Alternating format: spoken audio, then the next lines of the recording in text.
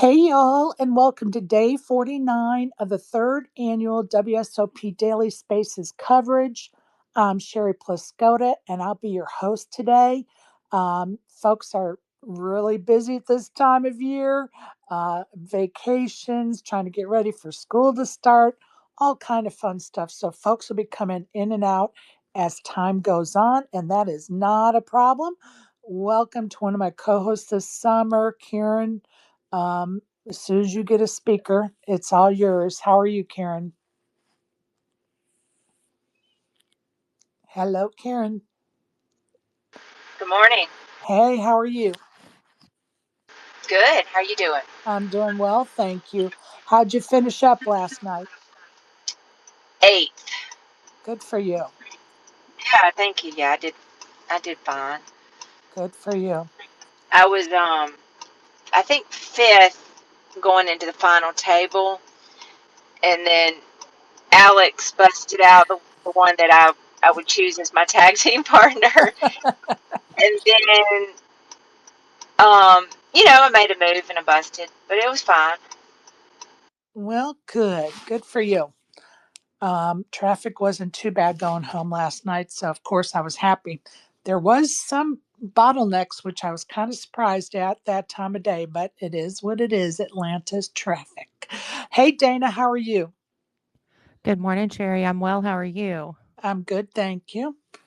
Um, Looking forward to our daily spaces being done, but yet I'm not. Oh, It's a big commitment, but something I do enjoy. I hear you. I've been counting down the minutes myself, like because I'm frantically preparing for an interview myself today with Elf, and uh, yeah, I'm pretty excited about that. I invited him to the space as well, and shared the lineup we're expecting for tonight in the spaces. Um, Perfect. so hopefully Very he'll good. hop in, but I'll probably be hopping out early. No worries. You get your shit done, my friend. Get your shit done. Yes, Good luck ma'am. with that interview. And I was going to bring Thank that you. up. Some of the gurus of sports betting are going to be on HCL Max Pay Monday tonight. And good luck to Alfie. I think that he's a talented kid, and I wish him well, as well as the others on tonight for sure. All right, let's move on. Many thanks to my sponsor, Elevator Results. If you need a tailor made workout plan to help you lose weight or gain weight, Elevator Results can design that plan.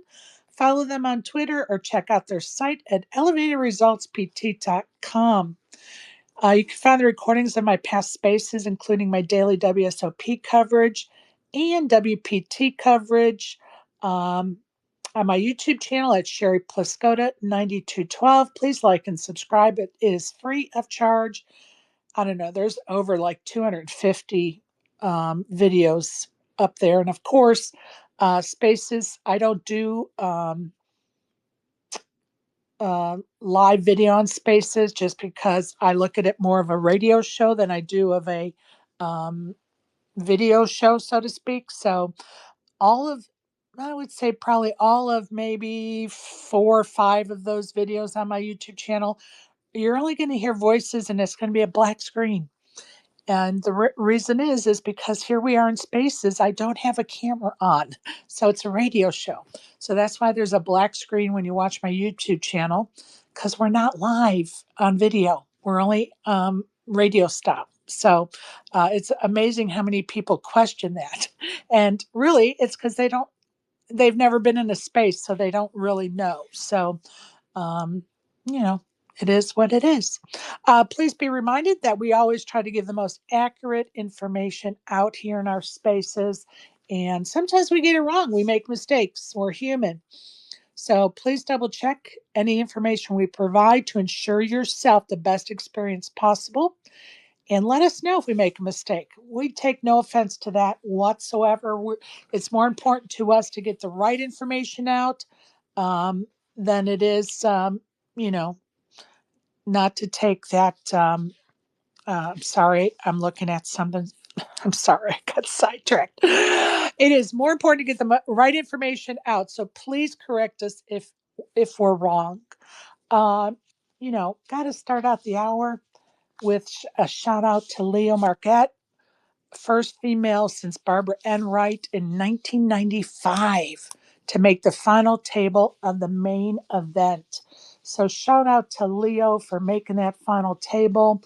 Last year, of course, Kristen Foxon went out 13th, so she was very close herself. And so congratulations, Leo, for breaking that decades old record on behalf of women in the world of poker. Also, congratulations to the other finalists on that final table. Of course, I interviewed Kenny Hallaert about a month or so ago, so you can go on my YouTube channel if you want to get to know him a little bit better and listen to that interview. It was quite fun.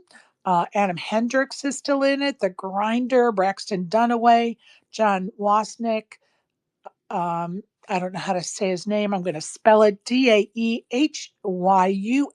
Lee is still in it to win it. Luka Bojovic. I think it's Bojovic maybe. And Jared Mingheny. All still in it to win it. Those are your final table lists. And I'm sorry if I butchered their names, but that's just my problem. So, final table should be exciting. Will we see our first female main event winner? I don't know. Time will tell, but I'm looking forward to seeing that final table for sure. I think I'm going to clear my schedule off and just stay home and watch that final event, final table event. Join me in Malta. I'll be there somewhere between October 25th and November 3rd, but I will definitely be there on October 31st. Wait, yeah, October 31st, I'll be hosting a tournament. So bring your costume and fly over to Malta and let's have some fun in Malta together. Thank you to Yvonne and the Malta Poker Festival for inviting me to host an event. Quite an honor for sure. I appreciate them and that offer. I do want to talk about the Orleans for a moment because their new schedule for poker tournaments starts today. So I wanted to make sure, and I think it may have started yesterday as well, but I want to make sure we go over their schedule for today. Is at 11:05 is a $100 no limit super stack tournament. You get 25K in chips in your stack, 20-minute blinds, 5K guarantee. And there is a side note, guaranteed prize pool. There's an asterisk there.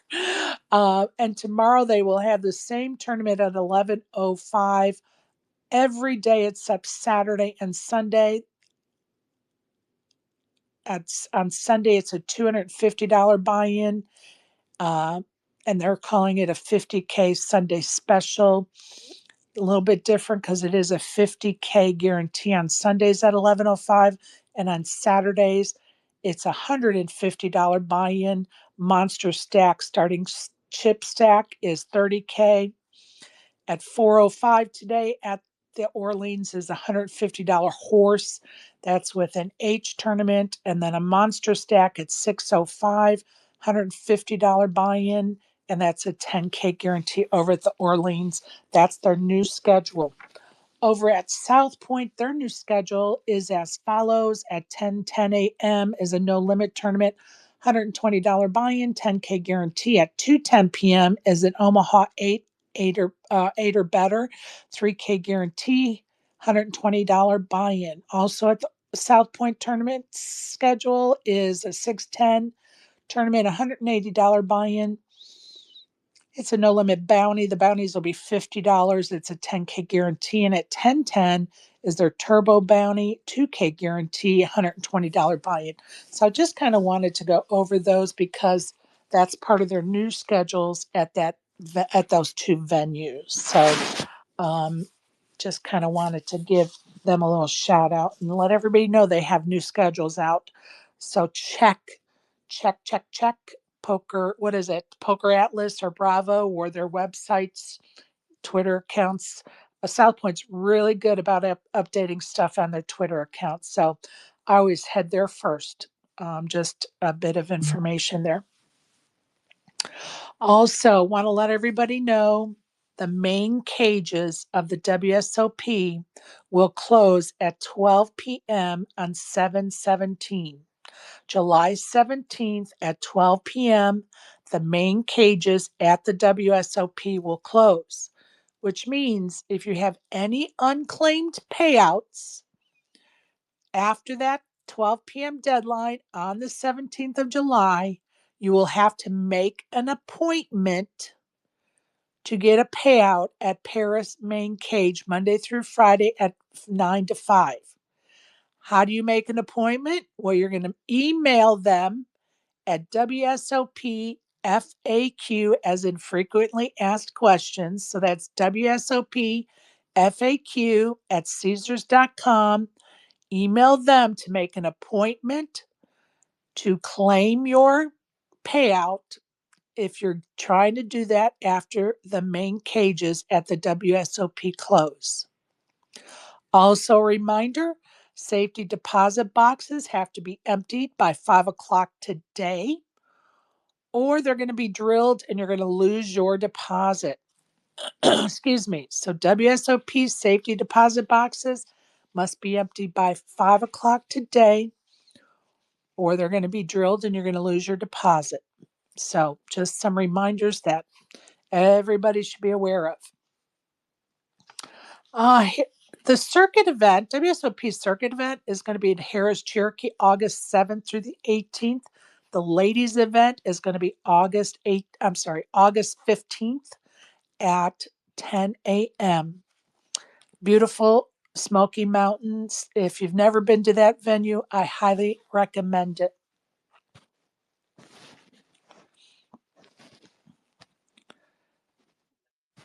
And I'm going to welcome, hey Elf, how are you? Hello, hello. Hi, ladies. How you doing today? Doing good, thanks. Hi, Sherry. Hey, Karen. And Dana, how are you? Hi, Elf. I'm good. Hey, I'm great. She's looking good. forward to the interview. Yeah, I'm not Yes, one freaking out at too. all. There's no reason to be nervous. If anything, I should be nervous. I'm the one getting interviewed, right? Oh, yeah, yeah. You're going to be in the hot seat. Yeah, Look I'm out. excited. What are you Thanks guys No, for we're playing hopping just tonight? in. playing some 10, 20, 40 at the Hustler. I believe it starts at 7:30 p.m. Eastern. So, Have you should ever be played fun. that level of poker stakes? I have. I played like a month and a half ago in the game, Right. and I did really well. I went up like 9K. But before that, the highest stakes I ever played were like 50 cent $1. Well, I And I wondered. jumped straight to 1024. I watched you a month ago, and all I kept thinking is, I wonder how much poker he's played at this level. So I was just curious. Yeah, last time was like ripping a band-aid off of a bullet wound. You know what I mean? Like I just hopped in and saw how I did. Well, you know But what? I think that's kind of your MO, don't you? yeah, Boxing, it's you just exactly. kind of jumped in the ring and went boxing. You know what I mean? Like, I think Yeah, you're 100%. a bit of a daredevil. Yeah, I'm definitely a daredevil. I mean that's the best way to like learn and live life is you just gotta put yourself in the arena and see how you do, right? You might realize like you're better Absolutely. than you actually are. And poker's obviously a game of skill, GTO math. I'm a mathematician, but it's also a game of like intuition, All right. I playing play your on opponent. intuition. Yeah, so it's a combination of everything. Like there'll be spots tonight where like the math might say to call, but my Sure. intuition says fold or stuff like that. And, that's just kind of part of the game. But, if you watch last stream, I ran like really good. Like I got it in, um, all in twice, won both of those. I believe I was like 56% and 73%. But even then, if you do the math, like I'm only supposed to win both like 35% of the Right. time. So Right. I'm running good. But hopefully I run good again today. That's the goal. And Is there's just so much drama building up to this, this game already. What's the drama?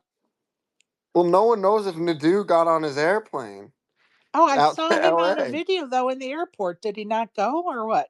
Yeah, he made this stupid video in the airport. That video has like 2 million views, and he went dark after, so no one knows if he got on the flight. Oh my And I goodness. haven't heard from him. So Oh my goodness, the drama. everyone's And are there going to be betting. protesters or no?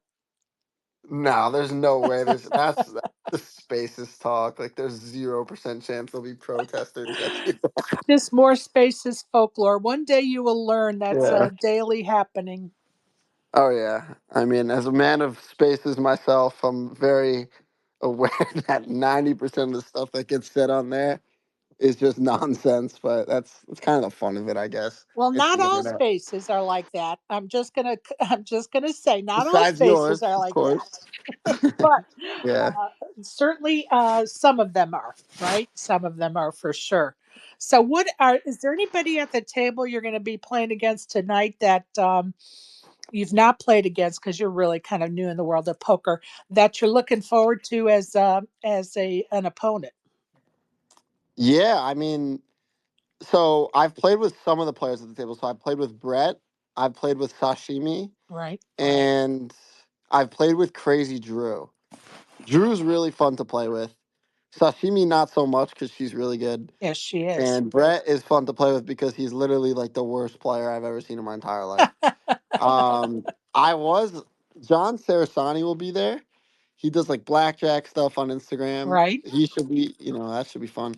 And Seablez, who just made like a really deep run in the World Series of Right. Poker, And he will be even was there. in the booth a little bit, wasn't he? Or no?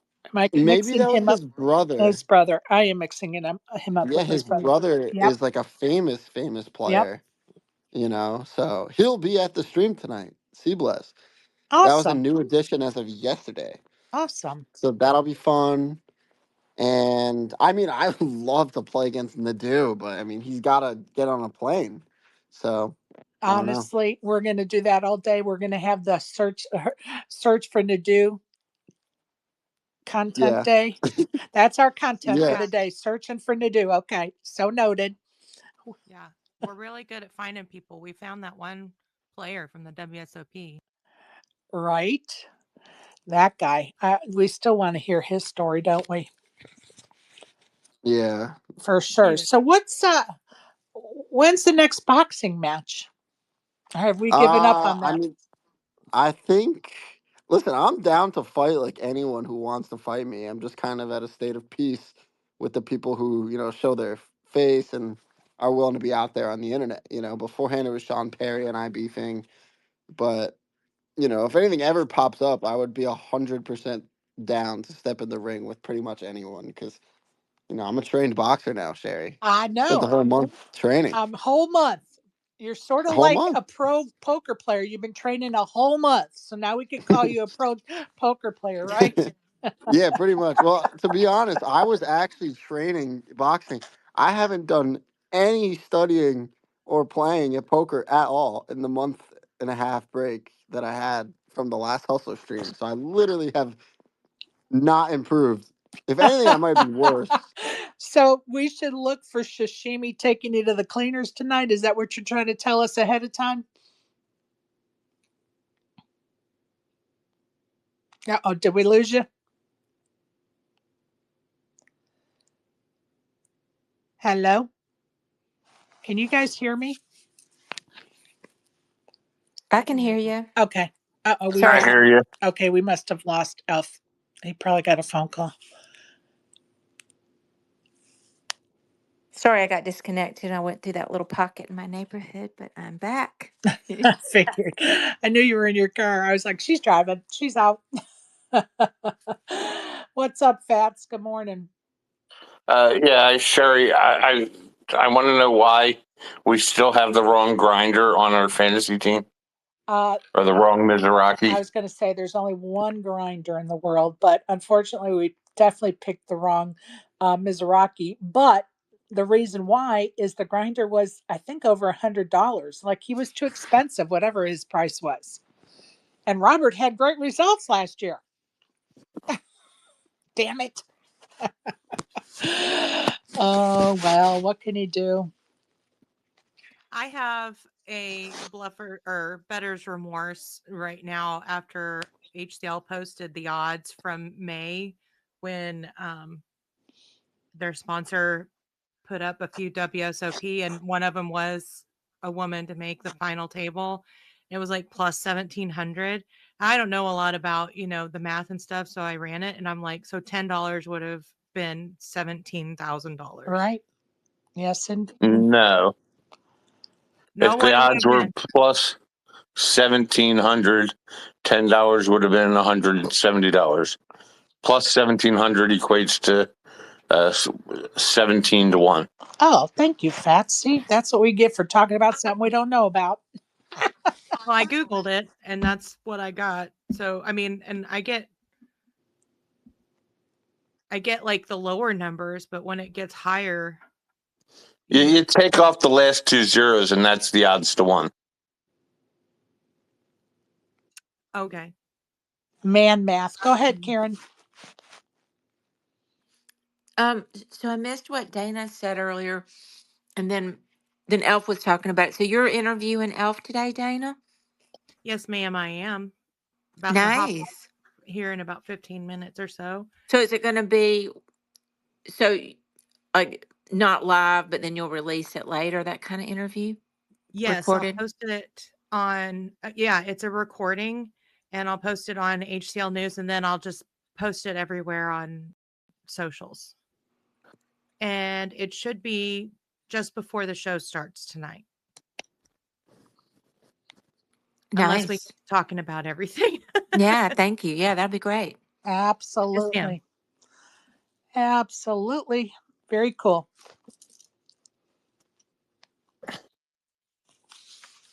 All right, you guys. I guess. By the way, Grinder was bonus player. He chose Mormon or whatever. Oh, we can't hear you, ASG. Grinder was something. Bonus player. Oh, Grinder was a Undrafted. bonus player? Yeah, he was undrafted. We chose Mormon over him. Damn it. Yeah, that's what I thought. That's why I Oh, thought he we was a had him. bonus player. I'm not mad at Mormon, though. Mormon got us some points. I can't be mad at him. Who I am mad at is Moreno and Hooney. And who is the third one down at the bottom? I can't remember. I am mad at those three, so to speak. So to speak. Definitely, Robert Misraki was the worst in terms of points per game. Oh, Robert was the third one. That's the who's at the bottom. And he did so great last year. He killed it last year. So he was a bargain for whatever we got him for. Hey, Avi, what's up? Yeah, what's up, y'all? I just came to ask Dana, just making sure you did your vocal warm-ups. You did all your unique New York. Oh my God. Believe me, I've been talking all morning, so I'm kind of warmed up. But yes, I appreciate you checking on me. I love those scenes in movies when they do those for some reason, when like news reporters like do tongue twisters. Oh my goodness.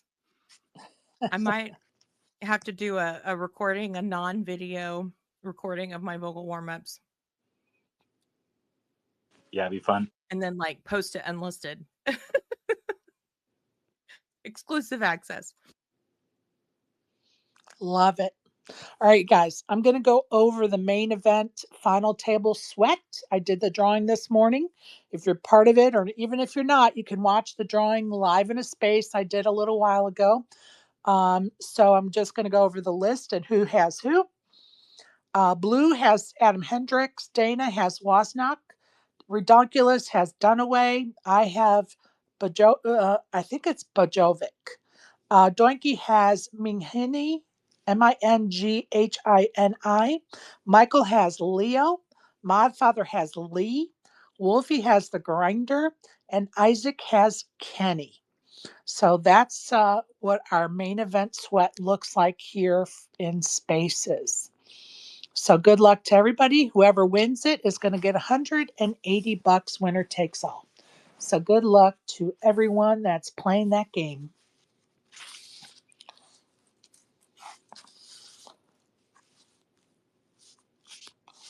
I guess Alfie got the old what did they used to do on the Gong show? They would do the gong and then when they come out with the hook. I guess The hook. Yeah. Alfie got the hook. He couldn't say no more because he's about to do a Dana interview. So we'll look forward to that Dana interview here shortly before they go live tonight with Max Payne Monday, which we all look forward to. And good luck to not Wolfie. Good luck to Alfie and the rest of those folks playing on Hustler tonight. I do want to go around town with some winners. South Point, Anthony P. took down the 10 p.m. Turbo Bounty for $1,000 plus some bounties. James Nicholas took down event number 75, which was a $300 daily for $5,200 over at South Point.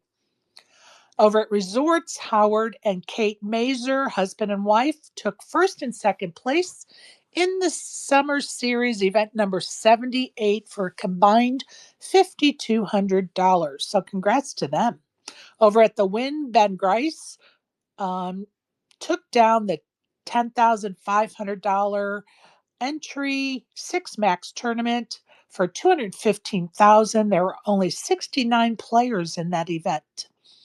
Max Pinola took down the $1,100 no limit turbo for $32,000.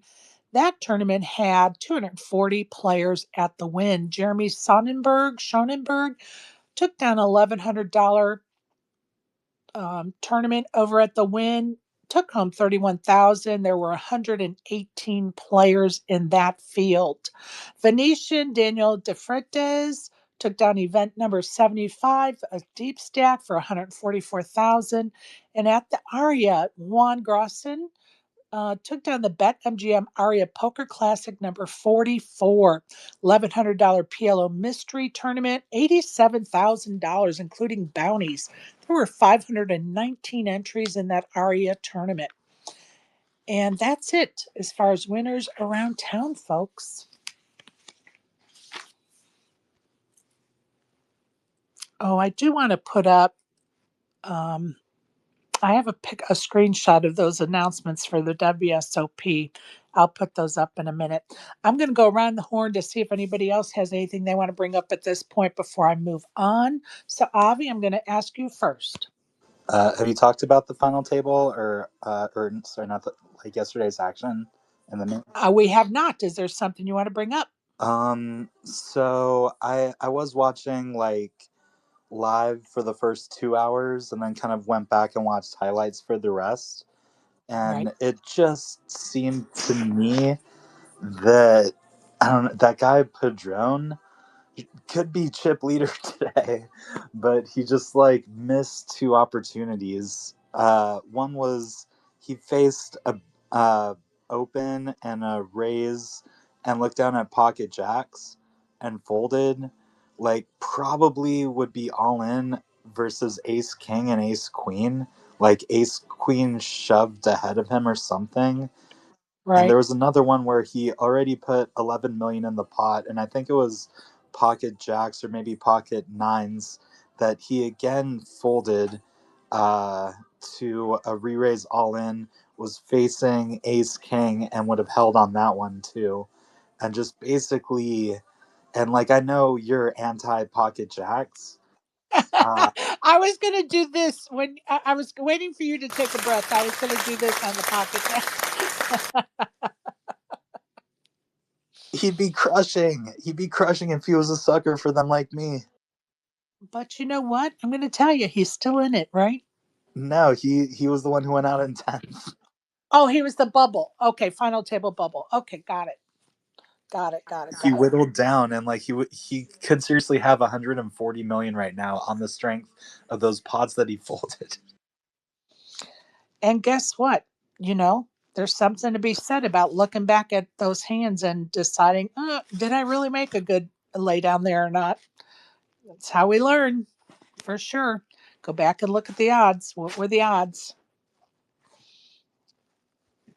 All right, Dana, anything you want to bring up at this juncture? Nope, we're all good. I appreciate the sharing of tonight's stream tremendously. Thank you. You bet. Karen. No, I'm good, but I'm real excited about a woman being on the final table. I know that is right. And again, we're not ending, folks. I'm just trying to give Yeah. everybody a chance to bring up anything at this point in case it has to do with something we've already discussed. So I'm I with will you, say Karen. I can't wait.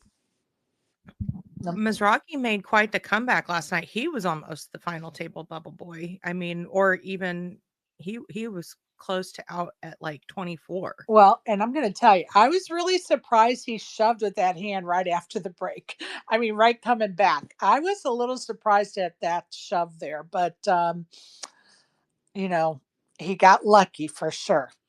He came back with 2 million and wasn't it 2 million and he doubled up and then he doubled up Mhm. again. He was up to like 8 million and then I left to go play poker. So I really don't know how he got up to where he is right now. But anyway, I was a little surprised It he was shoved. another riverbank is what it was. It was intense for sure. Oh, who was it against? I couldn't tell you. Okay, no worries. No worries. No worries. Okay, Fats, you want to bring up anything? Yeah, Kessler upheld his streak of not cashing for me again yesterday in poker, but did cash for me playing slots when I took a piece of him last night. So I So how got much did he cash some out of in the some slots? of my money back. How much did he cash out in the slots? And he ended up winning like 1,800. I had 10%, so I got back Nice. $182. Nice. Very good. So Very good. I'm 2-0, taking a piece of his slots, and 0-2 or 0 whatever on his poker. Very good. Very good. Good for you. Hey, Isaac. Good afternoon, Isaac. So nice of you to join us. I'm alive. Barely. Finally alive. It is alive. Are you Oh my home, buddy? goodness. I got my first night of actual sleep. That was great. you still Seriously, s- I you was sound like rough mush. still. I was mush yesterday, yo. Seriously. I feel great. I feel I great. love it. I hope everyone's having a good day. Good morning, everybody. Good afternoon. Well, I don't know if you heard or not, but you have Kenny for the final table sweat. I have what? Kenny. Who's Kenny? Kenny Hallaert for the final table sweat. No way. Yeah. Whoa. See? Yeah. I woke up to double good news. What's the That's other good super. news? Oh, just me being here. Oh, okay. Okay. ah, yesterday was so grueling. Oh, the drive home. You know, I love Oh. Vegas. I love Vegas, but I want like a physicist to explain to me why does it only take like less than 4 hours to get to Vegas, but takes like almost 6 to get back. That's what I need to find out. I need the great minds of our time. Where are you traveling from and to? Los Angeles to Vegas, both ways. Huh. It's Yeah, like I don't know what it is. No matter what, no matter how. flying. It's the jet stream or whatever. What's it called? Well, the one time I drove to LA for a backgammon tournament, we got there in under 4 hours. And that was from Vegas? That was from Vegas to um, LA. I don't know what magical time that was, but I got to tell you, I do this pretty often, and for some reason, it just always turns out to be 5, maybe 6 hours. I think it has a little bit to do with the Cajon Pass. It, for some reason, is always congested on the way back. But And it also, was a I feel Sunday. like I feel like it's something about right when you pass Baker, that zone between there and Yermo. I don't know. There's always something. But yeah, on the way coming to Vegas, it could be 6 in the morning, 9 in the morning, even 10 in the morning. I'm still getting about the same travel time. And let me tell you, I've been in the car with Isaac several times. Slow is not in his vocabulary. So there Hell you no, go. I'm hitting. Listen, I'm hitting 100. anywhere and everywhere I can. Allegedly, we're not. No, no, I mean 100 as in like I'm giving 100%. There you go. There you Okay, go. I'm hitting 100% the whole way. There you go. Okay, I'm gonna let a new speaker up that I'm not familiar with. Don't do anything I wouldn't do. You've been warned. Oh, this should be fun. Well, they, I guess, didn't accept the microphone after they requested for one. I'm not sure what happened there. I will invite again to speak because they requested. Yeah, there was one earlier and I didn't let him up, but I let Fats up because I didn't know him and Elf was talking. I thought, I'm gonna wait till Elf is done talking. He just seems kind of suspicious. But then he went away. I don't know if it's the Thank same you. one. I'm just Different one. hoping it's Kasuf. You know what I'm saying? This guy's coming up here on the panel. You know what I mean? He's gonna speak his truth. Look, I invited him yesterday. I invited him again today. So um, I was hoping he would stop in for Man, sure. if he stops in though, Sherry, this space is gonna go to like one.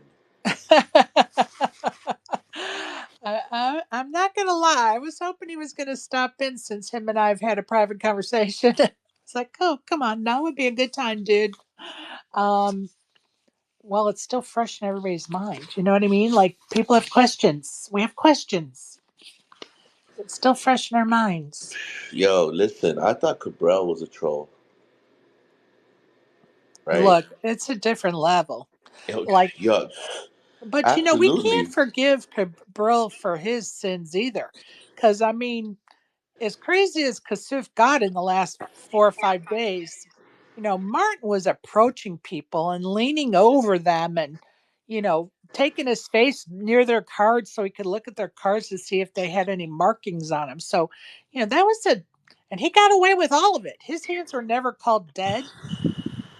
It's crazy.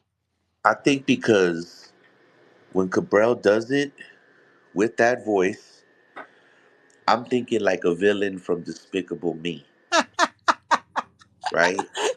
But when Kasuf does that shit, it's like, son, back up, I'm gonna punch you. All I of don't it know. should be stopped. All of it should be stopped. Yeah, We no, can't. it was pretty wild. Like I was watching the stream because we saw it, like Yeah. on the timeline. Oh shit, he got booted. Let's go watch the stream. And then we watched the stream. We're like, damn, this was a piece of shit. Like, I yo, mean, he embarrassed himself at the end. Like, dude, you are embarrassing. Like, he it was was just pushing too disgusting. hard. He was pushing Yes, too hard. He it was pushed too so hard. bad. So Yeah. bad. It's very disappointing as well because I think he could do better than that and represent himself better in the world of poker better. Um, you could be a goofball and act like a fool, but there is a line. And unfortunately, that line was kind of egged on by those that want clicks and viewers. So it's really kind of a catch-22 situation. Go ahead, Fats. Did you say there was somebody you were trying to get to come on today? I just said that I sent them an invite. Yeah, Oh, who was it? Kasuf. Oh, Kasuf. Oh, okay. Yepper. I sent him a message yesterday. It may have been the day before, the night before. I don't know. I'd have to go back and look. But anyway, I did invite him again today, though. Just an FYI. You just never know. You just never know unless you ask. My mother always used to say. Go ahead, Avi. Yeah, just kind of thinking about that whole issue within the World Series, that started with Cabril, the Capoker issue going on right now in in the poker world. Um, like, what line are we talking about exact? Like, is it bullying? Is it just like bad intentions? Is it like social graces? I mean, like, there's so many things that they touch on, but Are you asking me what line are we talking about? yeah, like I guess he's sort of manipulating both the ability of like that he can talk someone's ear off and like have zero social graces whatsoever, which I mean all trash talkers are doing that a little bit, that You shouldn't say to some things to someone. Yeah. Anyway. I'm not sure what you're asking me. I'm sorry. Just is it a matter of social graces? Is it a matter of like rules within poker? When you talk about the line, I guess, just talking about Kasuf. Because, I don't know if poker's actually going to set goalposts on what is acceptable and is not acceptable. If you're thinking about this in terms of crimes, it's like, well, what are his intentions? And I think that's why Kasuf and Cabril, they both are trying to use their mouth to put them in a position to make money, as a lot of poker players do. But that Cabril seems to have good intentions about being entertaining and funny, and not being this like kind of like black hole just sucking the energy out of everyone, which it feels to me more like what Kasuf is. Okay, so as far as Martin is concerned, when it all blew up with him last summer, some big names in poker came out and said, he's marked cards before, he's, done things that are not unsavory as a poker player, like, angle shooting or whatever. And I've said this several times. If I'm at a table with him and he approaches me at the table to come look at my cards to see if they're marked, I'm going to have a major problem with that. And I said that even last year before the whole will stuff, because you are approaching me and you are leaning over me. You are trying to intimidate me. Like, fuck off. I'm not intimidated. But his hands never got killed. He walked all across the whole table to get to look over somebody's cards to see if they were marked. He crossed so many lines, and guess what? Because they didn't draw the line in the sand for him last year, it turned into this year, and those lines being pushed further. Why? Because they got away with it last year like little kids. Oh, I got away with this. Let me see how much further I can push and get away with this year. And they did exactly that. And Will, you know, is it acceptable for him to be calling people pussies at the table? It wasn't acceptable when Schulman did it. It's not acceptable when Will does it. It's not acceptable for anybody to do it. So I'm not sure why it's not just common sense what the fucking lines are that they shouldn't be crossing. Go ahead, Karen. Yeah. And so with Cabral, and I'm not excusing behavior, I'm just adding in a little extra information. He himself has acknowledged that he has some tics and some like OCD type stuff that he has a hard time controlling. He's never said he's on the spectrum.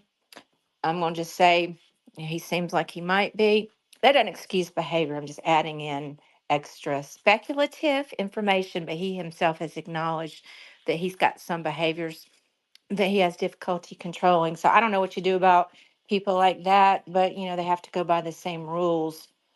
Um, but it's just a little bit of extra information about him. Appreciate that. And guess what? And this is not intended for those comments. Then he needs to do something about it. Maybe poker's not the place for him. Go ahead, Fats. Um, all the various instances that you guys keep referencing, I'm not familiar with them all because I haven't really watched much of it and seen them. But I will just say this, that the lines are there to be pushed, and then it's just a matter of who wins the war. But that's what lines are there for, and you push them, you see what you can get away with, what you can't get away with, and if you can get away with it, you do it. If you can't get away with it, obviously you get thwarted.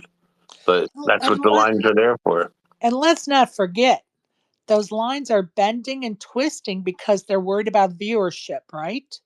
Because if they weren't bending and twisting, the very first or second day that shit was going on, they would have put the big hammer down then, not 4 or 5 days later. But if you observe that, then why not take advantage of it?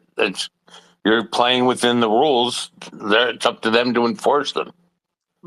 My point exactly. Go ahead, ASG. I never Yeah, got to you. it's okay. Well, we'll get to what I was. I don't remember what I was going to talk about before because we're now in this conversation. But I just want to say I never saw Martin walk away from his seat to do anything, and when Schulman said what he said, everybody thought it was hilarious and has been repeating it since. I've seen very, very few people act like he was out of line, and he definitely didn't get penalized at the time for it. Right. And that was last year I'm talking about as far as Martin is concerned. Um, Hold on. I'm trying to help with the. Go ahead, Avi. I have some armchair diagnoses on Will Kasuf. So none of this is official, but he was rocking his leg ridiculously like someone who has ADHD. So there's that. He clearly, a lot of people would say that he has narcissistic personality disorder based on like a personality disorder at the very least. And then the other thing is after the outburst and then just this general thing that I saw that he was either extremely high strung or quiet as a mouse, that bipolar. So bipolar narcissistic. Okay, we are not going to be diagnosing people. We are not qualified to diagnose people. It's not fair to the person we're speaking about to try to diagnose them. If you have those thoughts in your mind about somebody, I suggest you keep them there because it's not fair to the person we're talking about to be trying to diagnose him when none of us are qualified to do that. It's just not fair. Fine. It's just not fair.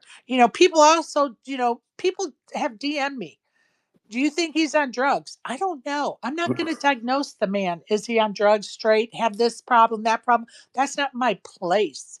My place, however, is to say what he was doing is wrong and unacceptable and it needs to be dealt with for sure before it got to the point it did on the last day because he was out of control when he lost. That was so unbelievable.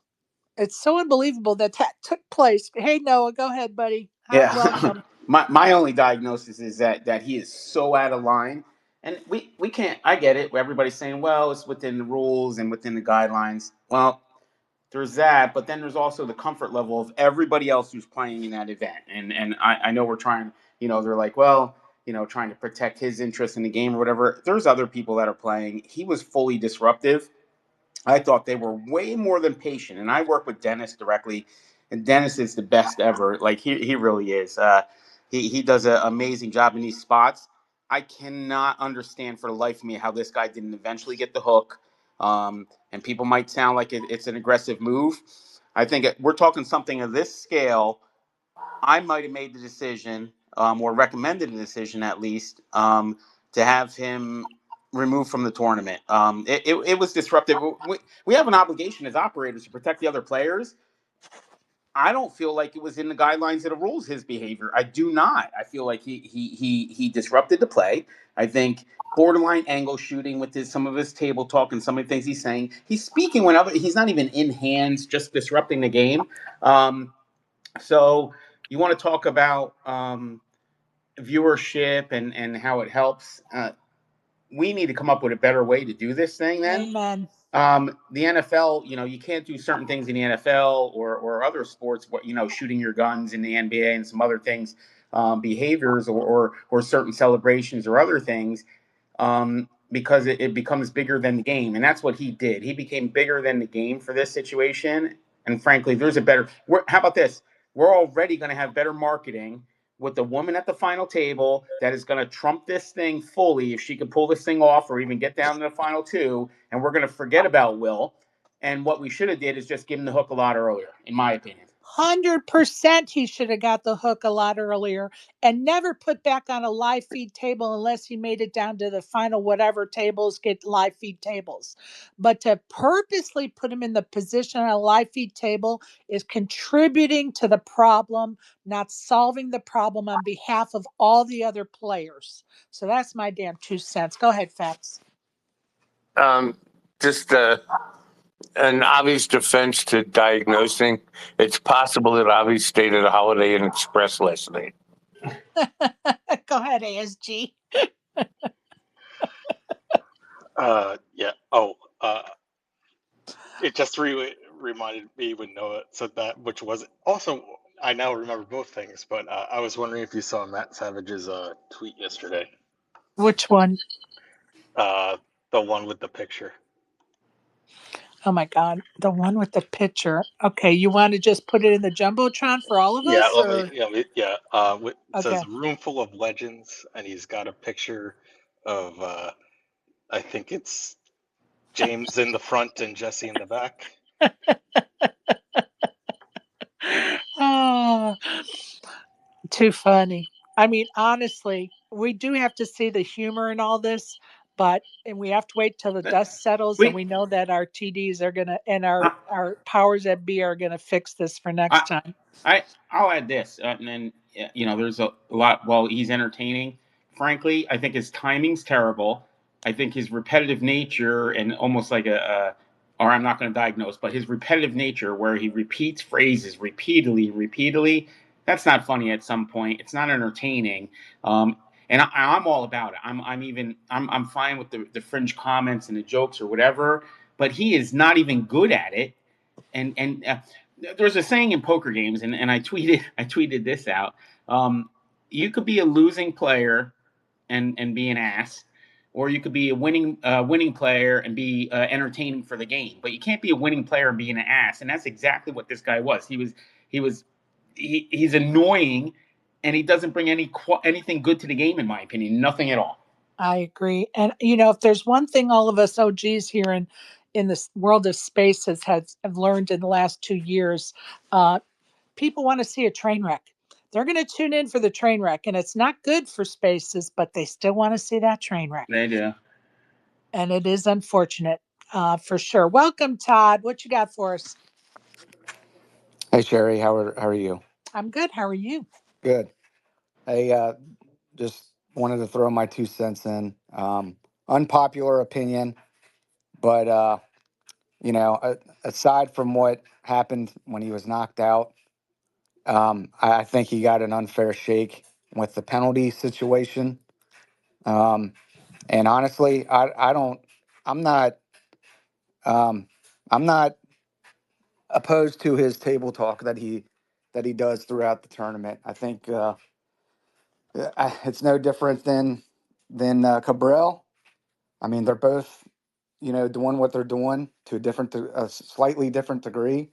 Um, the rules were kind of forced upon Kasuf more than they were anybody else. I just think he got a bad shake in Well, the whole and I thing. think I agree with you. And I think part of that is that they were babying it along, and then they got so frustrated they put the big hammer down. And if they would have nipped it in the bud to begin with, it would have never grew out of control as it did.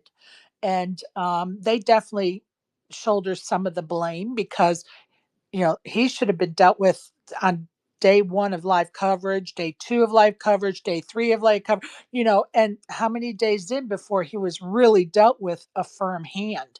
And it wasn't fair, because then it became a firm hand, Uh, and you're like, wait a minute, that should have, you know, yeah, we all want him to be penalized, but now you're doing it and it doesn't match the crime, so to speak. Like, out of frustration, yeah, not a good look. But right from the start, yeah, we would have been all on board with it. Sherry, if I can add, I think the best way to handle this was once there was a problem recognized that we're going to see something coming down the pipe, and you could almost see the writing on the wall pretty early about how this was going. I would have escalated this to the highest level. I would have had a sit down meeting with him directly and let him know Exactly. exactly what's going to happen with his Yep. behavior, and say, if you conduct yourself like this, just so you understand, you're going to be removed from the tournament. Do you understand? And make him say, I do understand. If he doesn't say he understands, then that's fine. But make him say, I understand. He wouldn't even accept the fact of his behavior, which is in my thoughts the worst glaring issue. Now, with that said, I mean, what did he actually do that that was against the Disruption of the rules. game. He disrupted the game. Yeah, but There's what rules was the against disrupting the disruption? game. Okay, time out. Rule number 70, etiquette and violations. Etiquette violations. Etiquette violations are subject to enforcement actions in Rule 71. Examples include, but are not limited to, persistent delay of game, unnecessarily touching another's player's person, chips, or cards, repeatedly acting out of turn, maintaining poor card or chip visibility and countability, betting out of the reach of the dealer, abusive conduct, offensive hygiene, and here's the kicker, excessive chatter. There you go. Those are all the violations. Plus, they're not limited to only those. Those are examples. And guess what? There's at least 3 in there that I check off for him that should have been dealt with way before they were. Let me ask this. Okay. Let me ask this question. Okay, so along that line, how many of those do you want at your table? Say you're in an event and you have both Will, Martin, and Maurice Hawkins, and you get a couple other ones there. What's your tolerance level for that? I better be able to put my earphones on. I'll tell you Well, that. that was a little surprising. That was a little surprising that more people didn't have them on. I would have shut that down mentally. I would have shut that off 100%, went to a different zone. And I know Yeah, there's but you can't. You can't have electronic devices. The only thing you could do are those little foam earplugs. earplugs that you use for shooting at a rifle range or whatever. Right. But yeah. So what's everybody's tolerance level? I mean, if we're going to defend it, okay, how many can you have at a table before it's just not even a game anymore? And who gets to determine who gets to speak when and how and could you imagine that scenario where you had 2 or 3 of them at one table? You would have utter chaos. And let's, we got to add Phil Hellmuth to that table just for the fun of it. Yeah. Forgive me, Lord, I have sinned. But anyway, I think we all get the point. And the point is, would you want to be sitting at a table with multiple Martins or Wills or whoever else? So go ahead, Isaac. I don't know. I think I want to remember who said this, but somebody asked. Oh yeah, I think it was Scott Sieber because I responded to it. He had asked like, "Yo, if you could see somebody, you know, being a hater, right, on the sideline, talking smack, kind of like as a reverse of, when people do commentary, if all they were doing was hating, who would you want there?" And for me, if it's not Phil Hellmuth, just like a pimp, talking smack, it, I can't see anybody better. Like I thought about this for a while, right? I was like Doug Polk, nah, Sean right? Deeb. Sean Deeb, yeah, Sean Deeb's a hell of a credible one. I like that one too. I like that one too. But imagine them dressed like the player haters from Chappelle Show, right? And talking smack like that. That's what I want. Player haters ball. Thank Player you. haters ball. I All like it day, all all day. day. All right, go ahead, Avi. Yeah, so I can call the floor and say, hey, yo, this guy next to me, he needs to take a shower. I find his hygiene offensive, and they might take care of that. Okay, so what you would do is walk away from the table, talk to the TD in private, and say the person next to me has a hygiene issue. And I'm pretty sure now in all poker rooms, there are little kits that the TDs have in a cabinet that they will go get and have a conversation with that person and hand them a hygiene kit. Speaking from an operator side again, this is probably the most difficult situation to deal with, where the supervisor comes to me and says, hey, we have this guy and everybody's complaining, and there's no great way to approach this thing. There just isn't. But it is, again, we can't forget. I get everybody has rights, and I'm all about people having the rights for certain things. But the people at the table also have rights. The other people, whether it be a comfortable environment, whether it be safe from bad smells or bad language or abusive behavior. I mean, we have to protect everybody. And let me tell you, I think it was Matt Savage that came in and talked about that very topic and having to have conversations with players about their hygiene and yeah, it is a thing. And guess what? Sometimes people don't have a sense of smell, so they don't even know they smell. and so they do have like a little baggie with deodorant, and I don't know what else is in that baggie, but Is there there are. mouthwash? I don't know. I don't know what's in there. But there's also, if somebody has bad breath, there's nothing wrong with offering them some mints. You don't even have to say, hey, you have bad breath. You could just get your mints out and say, hey, would you like a mint or two? And hopefully they'll take 3. But anyway, go ahead, Fats. Fats? Oh yeah, I was just gonna say, how do you think TV would have looked with Helmuth and Massouf at the same table together? Just the two of them, 1v1. Heads up. Oh, Lordy. People would show up for it. Guarantee it. I think he'd send Helmuth would be pulling his hair out.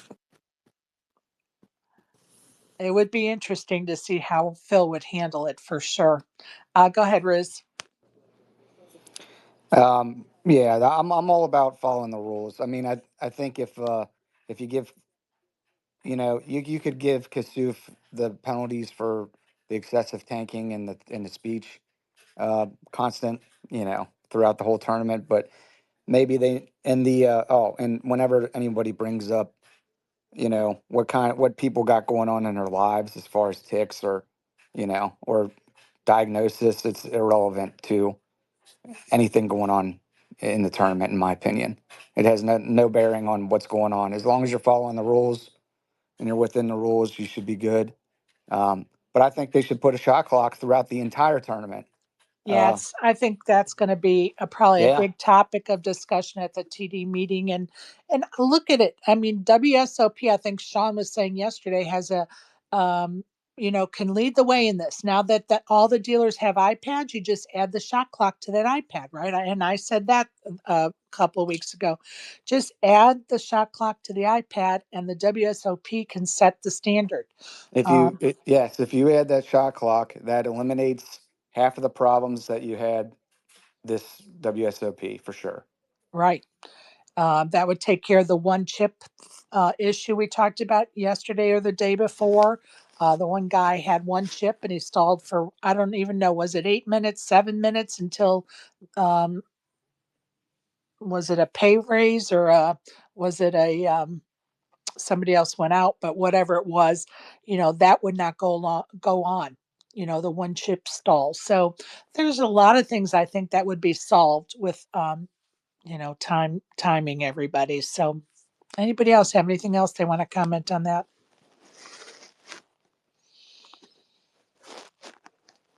All right, ASG, this picture that Matt put up, what are we supposed to take away from that? That's Jesse and James in the picture. One wait. at the front and one in the table behind him. Oh, I see. Okay. Oh, I love it.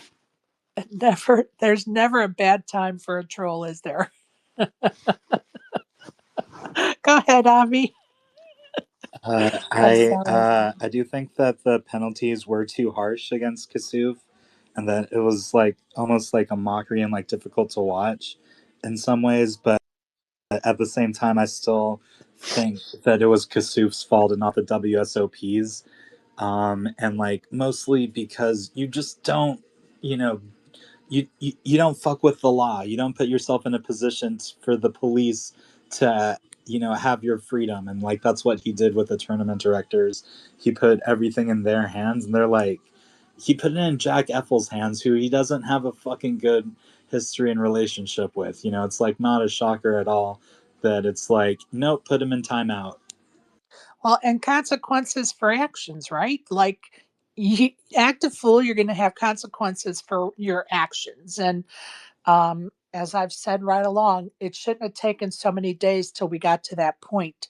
Um, and I feel like that was influenced by wanting viewership and putting him on those live feed tables for viewership. And, they have to take some of the fault for that. That's not what we want. I'm standing up to say, as a player, that's not what I want.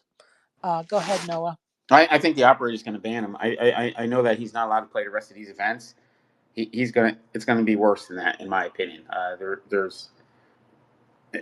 He's not good for the game. There's going to be people that watch that, and I get it. Everybody's talking about viewership and all this stuff. There's people that watch that, and they're either going to remember how abusive the game can be at times, or they're going to think that I haven't entered that market yet, but I'm not going in there if there's guys like this in there. He did nothing positive for the game. And I know you're talking about viewership, and everybody says no press is bad press.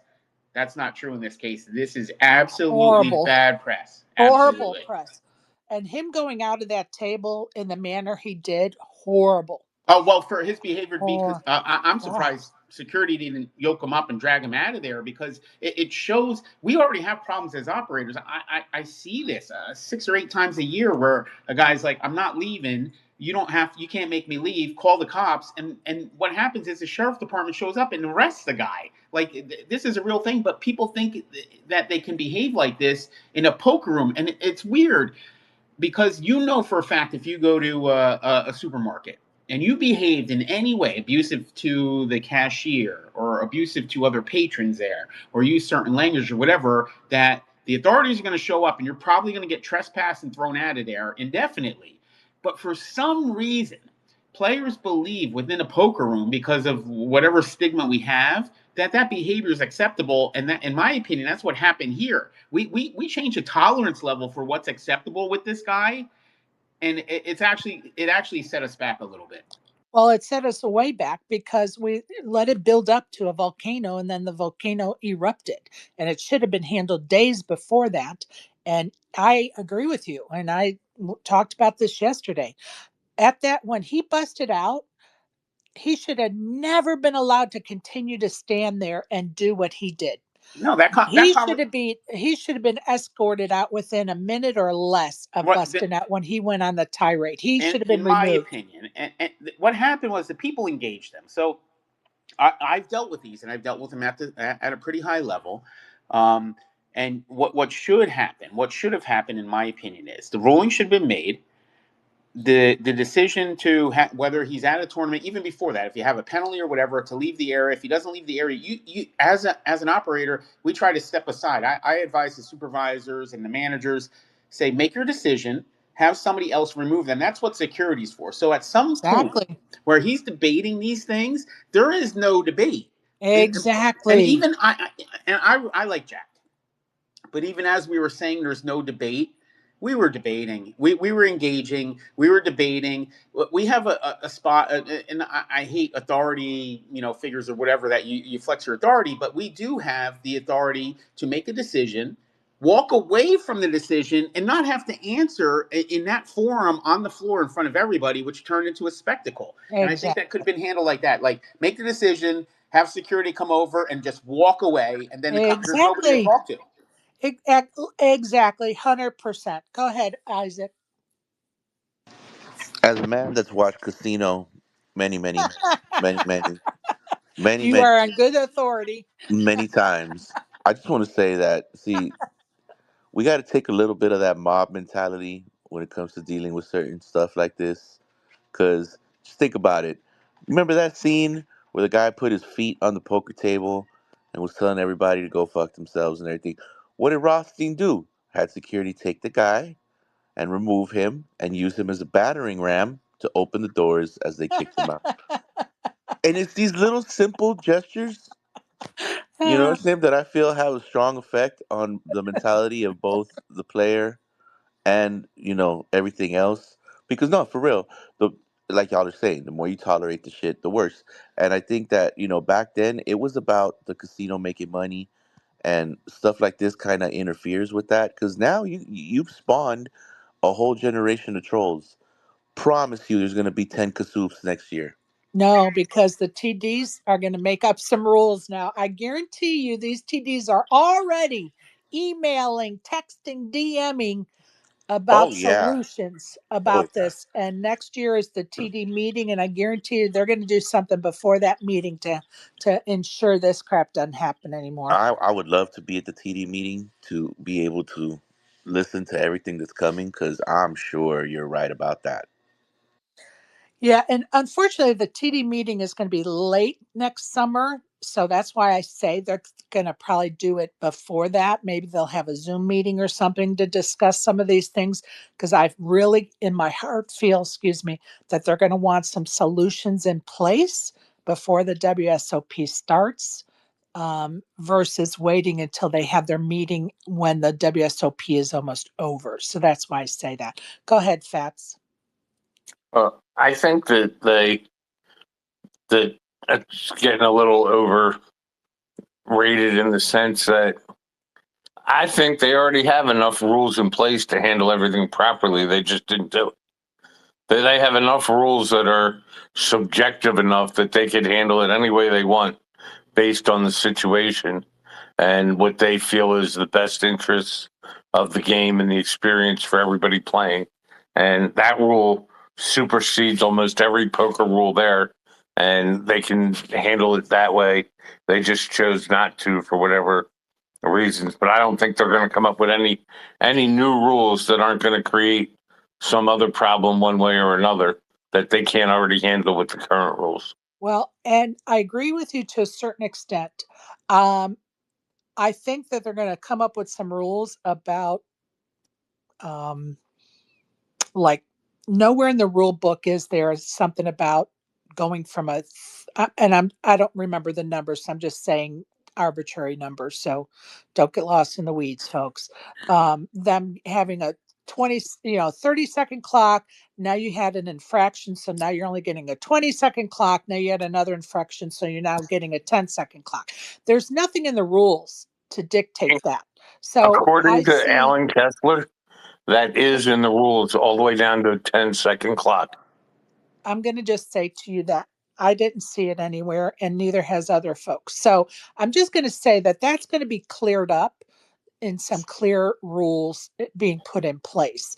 Now, I'm not saying that the WSOP doesn't have their own rules, and so that may be in their rules. I'm just saying from the TD's point, from the tournament directors set of rules, I think that's going to be cleared up a little bit more. I think I think penalty for some of the specific infractions may be singled out, like delay of game kind of rules may be implemented or put into place. I I I think there will be several things they look What? at to Wait. change. What about this one? The engagement with the people on the rails at some point caused a security issue. If I were that guy and somebody said something about my wife, we might be throwing down right at the poker table. And I get it. I get it. The players are playing, and the other people are on the rail, and they're cheering, and but they can be removed, where security comes over, and be like, "You're out of here." So there Right. needs to be something at the same way where a player who we're trying to take that step, like the NBA and all these other sports. You can't engage the players and not feel like there's the fans and feel like there's a repercussion coming down the pipe. That was, in my opinion, that was one of the most egregious, where it turned into a spectacle where he's arguing with the players on the rail. What should happen is that everybody should get ahead of that, and if the players on the rail say anything out of line, they should go and remove them, because they have an obligation to create a safe environment for the players. But at the same time, if the players going back at the people on the rail, there should be a penalty for that. Okay, I'm going to stop you right there. Can you explain to us what you're speaking about? Because I So have no so clue. where he a guy, somebody was on a rail, and there was a guy and there was a lady, and at some point there was language used or words exchanged where he's yelling at the people on the rail, and they're going back and forth. And Was this a few days recently? ago, this was probably 3 days ago, 2 days ago, Okay. but Okay. it was a late night, Okay. well, at least on the East Coast. But it came up, we were like, oh, we could go on a double date and all. Like it was just off color, and it wasn't good. And the lady was visibly pissed off at the stuff he was saying, and I mean, at one point, he even said something about Americans. Like this guy was an absolute train wreck. Interesting. I'm surprised I didn't hear about that. Yeah. Usually, when Wait, something like that takes place, I get DMs. Sherry, look at this. I'm was that at surprised the I end of haven't heard one of the about that days one. when Haley Hanna came out at the end of the day to start and stuff? Uh, I can't remember, but there were three people on the rail. a gentleman and two women, and he asked if he was with both the women, and the exchange was terrible. I mean, it wasn't. I was uncomfortable with the whole exchange. I probably, if I was the operator, I probably would have shut that exchange down right away. All right. Go ahead, Fats. Yeah, the what I was talking about, I'm pretty sure I was referring to only the WSOP rules and not necessarily the TDA rules. But you got to remember, if you force the changes to the TDA rules, you're going to have the guy who ruined 7 card studs as we know it involved in the new rules. So And let Yeah, me just say something stud is about ruined now. I'll second that. I sat down in a tournament, unbeknownst to me, when I went to exercise my 4th Street option. I was shut down, and I found out who did that. I wanted to go kill him. I'm like, what the hell just happened to this oh man my that we love? God. Do not fuel Fats, Noah. Do not fuel No, this he's guy. right. It was one of the most. We changed the fabric of the game when we did that, which was it made my head spin when I heard that somebody got that through. And I'm going to sit in on the next meeting and I'm going to try to get that flipped over. And make sure you mention Fats' name I'm because going to absolutely mention Fats, and I'm going to tell because everybody Savage will just crack up if you mention Fats' name in that conversation. Fats. I don't know if you have a bigger supporter of this thing, and anything you need me to back you up on, let me know. I'll be more than happy to tweet about it if necessary. Yeah, Oh, let's get that. Let's get out there. We have to get the purist of the game. That was the most bizarre change I've ever seen in any rule change ever. that's hilarious. Oh my God, Fats, you found a friend. We can put that right up there with the McDonald's tweets. Oh God, help us. Remember, you opened that can of worms there, Noah. Just remember. It's open, and I'm here for it. Yeah, I'm here no, for every bit. when it's time for the TDA to meet, remind me. We'll get the narrative started. 100%, and I will. And the East Coast, we started 7 card stud, so somebody who's out west shouldn't be able to make a decision on that, in my opinion. Couldn't be more in agreement. Oh my God, poor Matt Savage. It should be Oh. on his tombstone when he's gone. The guy who ruined 7 card stud as we know it. R.I.P. All right, I did want to make mention of something, and that is some may know this and some may not. So I'm just going to mention it for those that didn't or don't. The TDA rules are in place doesn't mean every poker room in every city, in every state, or every country goes by every rule in that book. Some of those rules just don't apply in in a certain country, or their laws won't allow that, whatever. So even though we talk about the TDA rules, even with the WSOP, there are some rules that they don't follow that are in the TDA, and it is what it is. It's, those are guidelines and rules to go by, but they're not set in stone. So I want people to be aware of that as well. Go ahead, Fats. Yeah, you just brought something up to me. What are the rules for English only at the table when you're playing abroad? That is, that's a case by case basis, right?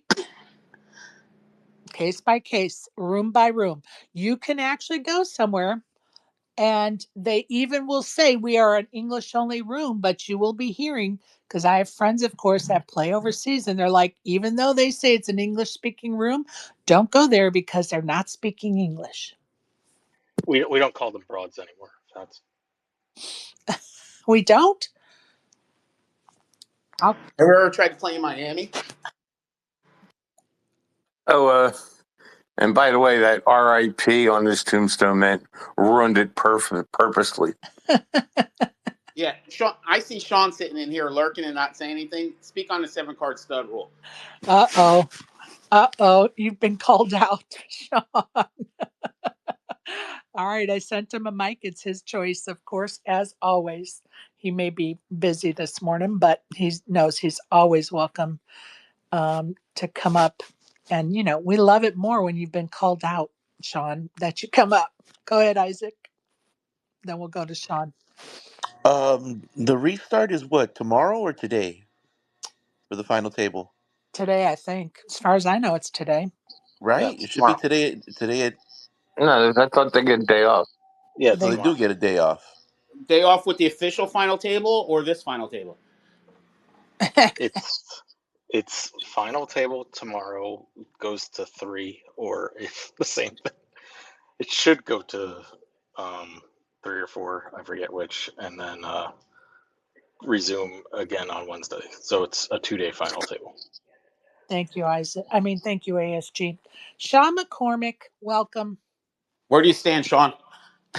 I didn't hear the question. Good morning. I'm actually making that cup of coffee again. So good luck to everybody. No, what was the stud question? Can I ask it? Go ahead, please do, and just give us which side you stand on. Okay, how do you feel about the fact that Matt Savage ruined 7-card stud as we know it? Elaborate. Wait a You minute. you Before you can't do, you wait a minute. can't Wait a make minute. the big bet Before you when you do, pair your Fourth door Street, card. the hold Fourth on. Street option on an open pair. Wait a minute. Before you do, everybody send Matt Savage a DM right now to get in here quick. Go ahead, gentlemen. Ah, So what's my thought on the change from the double bet on Fourth Street versus not having it? Is that what you're asking? Yes. Uh I'm 51-49 here. It doesn't really matter to me as long as we're consistent with it. However, as someone who's played stud all his life and plays mixed games, changing the structure of a game for one special little bet There you go. always never sat right with me. It doesn't make sense. Also, it's an action killer. It's absolutely horrible for the game. So I'm 51 on the side of we got it right now. I don't know whose brainchild that was. It might have been Matt's. It might have been someone else's. But I'm Ow. supportive of it more so as long as it's consistent. All right, let's. So you're gonna argue alongside me. We'll get that changed back this year, yeah? Get it changed back to what? That you? To make the option bet on Fourth Street. No, I don't like it. Get rid of it. It's gone.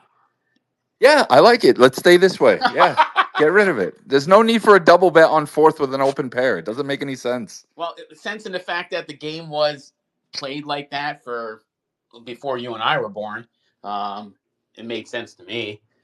Yeah, but could you imagine how many things we'd have to go back on? You remember the old guys would say, "Hey, man, burn the whole round because you got to keep the deck in order." What deck? It's Right, random but card theory. What the right, hell are but we talking about? right, The game has to evolve. I but mean, but I like the change. right, but betting structure, we revolve backward. We evolve backwards. So no limit hold'em. Imagine if somebody stood up and said at some point we wanted to change the betting, and they went to no limit, and then we reduced the betting, or change the flop. Like say instead of 3 cards on a flop, you get 2 cards on a flop.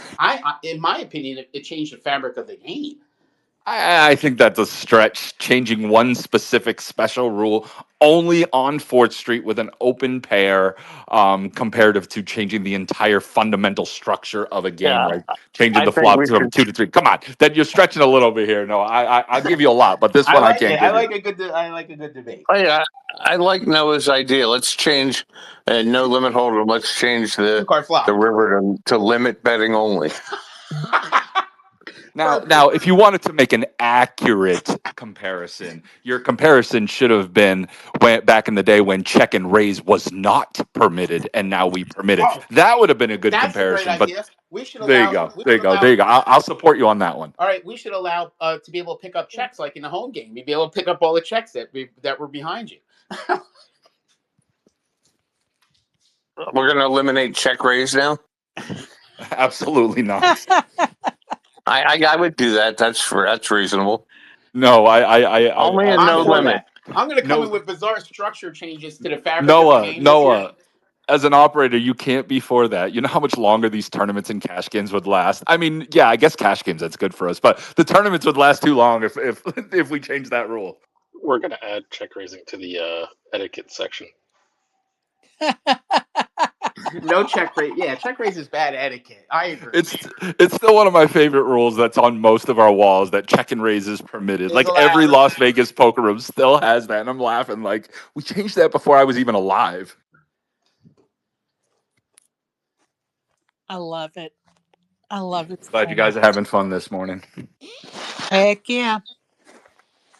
Man, what a final table, man, guys. I mean, I think we're all Oh, I want. like Yeah. It's so great. You can root for everybody in this final I want to table, ask and your it's just opinion. like, Okay, man, so so good. I want to make sure I'm not overvaluing the value of a woman being at the final table. What's your opinion, Sean?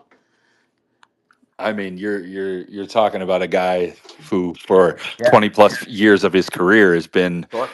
involved in everything from the Women's Summit to everything the WPA does to everything that anything women in poker that's been supportive of having meetup games at our properties for women only. So yeah, I've always been at the forefront of, elevating women in our game, and obviously all eyes on her right now. And at the end of the day, I'd be a fool. Like, I'm friends with Miss Rocky.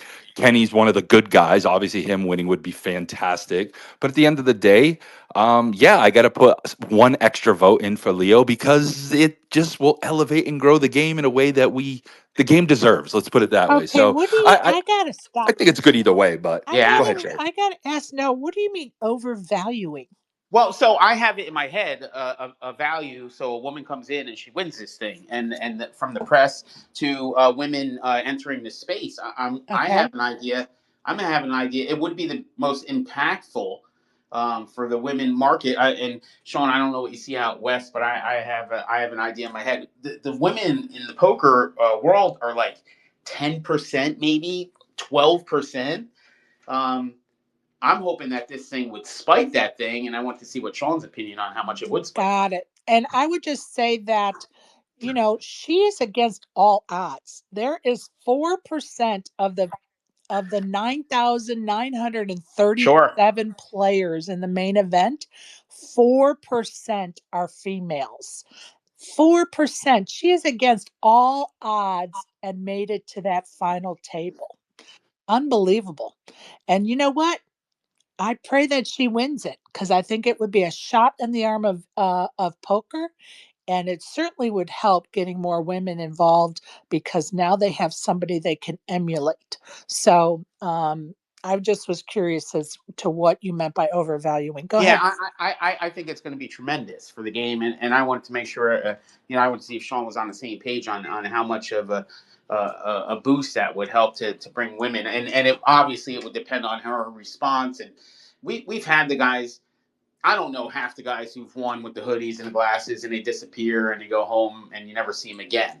But it's going to be critical, just like Moneymaker. I remember Moneymaker won the World Series main event. And we were a quarter 50 cent room in West Palm Beach, Florida when he won. And he was there 6 months later with some kind of deal that marketing worked out with Crown Royal or some kind of Canadian club whiskey.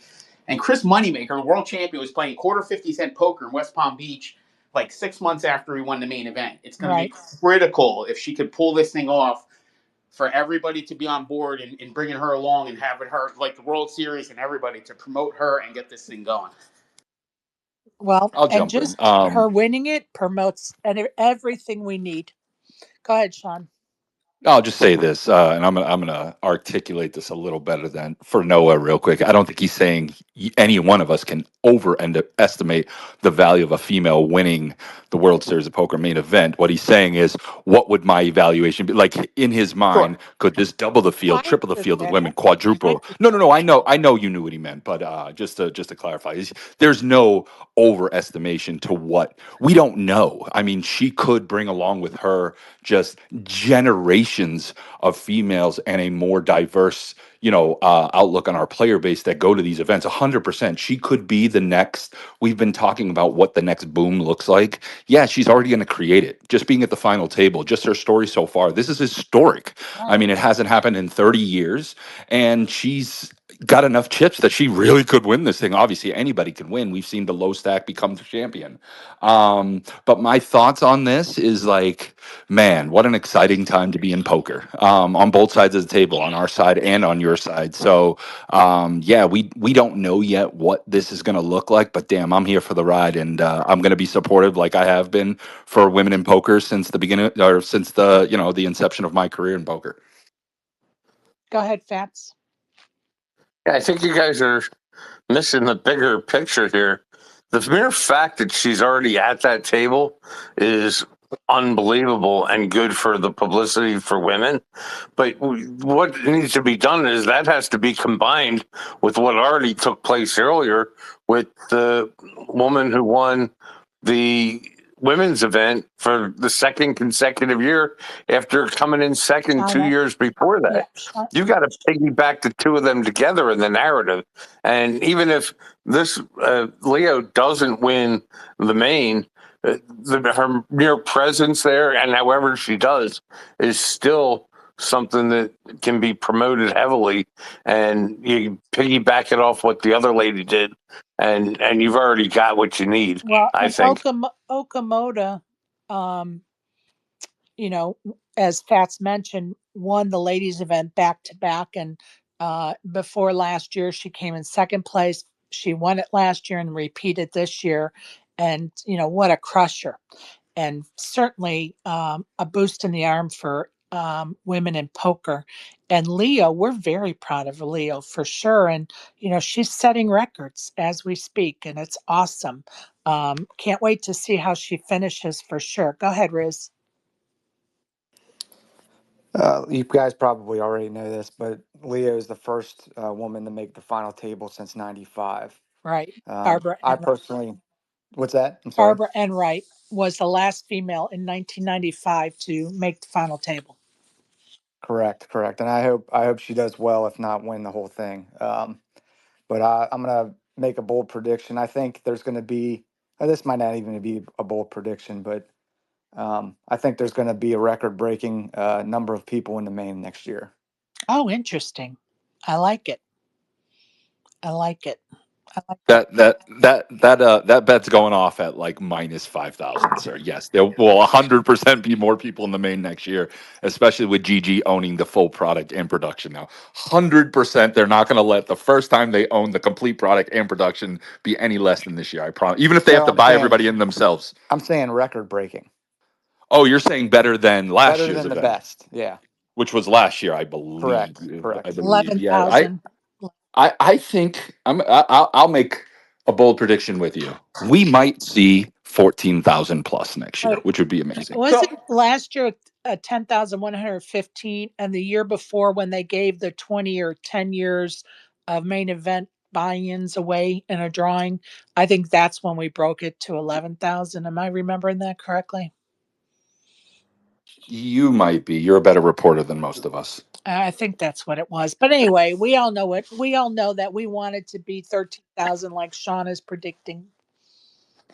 Hey, Sean, Yes, sir. I'll go under 14,000 for $5. That's a good bet. Booked. So let me ask this question: does anybody else have concern with and Sean, you could speak on this softening of the market as a whole? The World Series.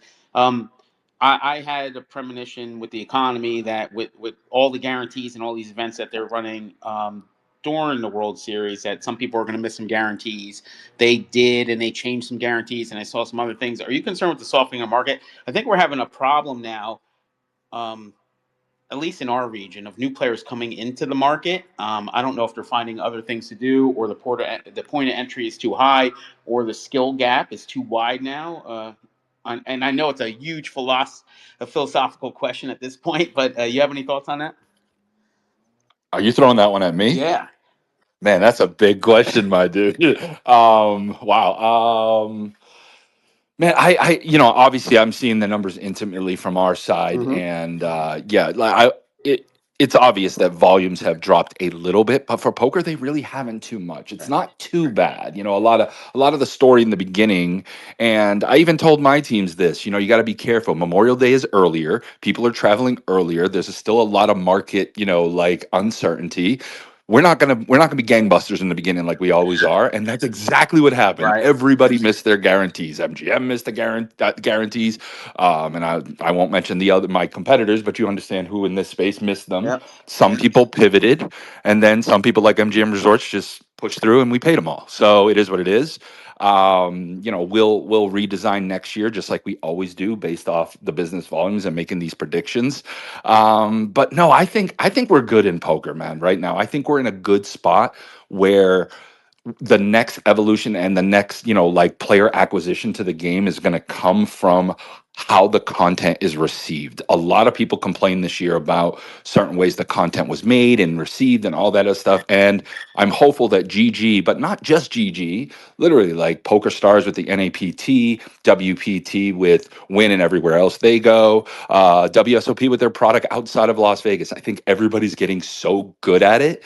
And we're only in the infancy of like partnering with these content creators and really getting that, like lifestyle look into the poker player back, like we used to have back in the day. Remember, Noah, like the old school poker days, we used to talk about all the characters. We got away from that. We just talk about GTO Yeah. and like what the money is. But we need to get back to storytelling, which is what we're at the infancy now. This will be the boom. Whoever wins this main event will have a big story. If it's Leo, obviously the story is massive, and we're all hopeful for that. But either way, whoever wins, historic ending, the story is going to be amazing, and the way that people are digesting the story, i.e., the content, is evolving. So next year is going to be great, but really into the future, we're going to look awesome in poker.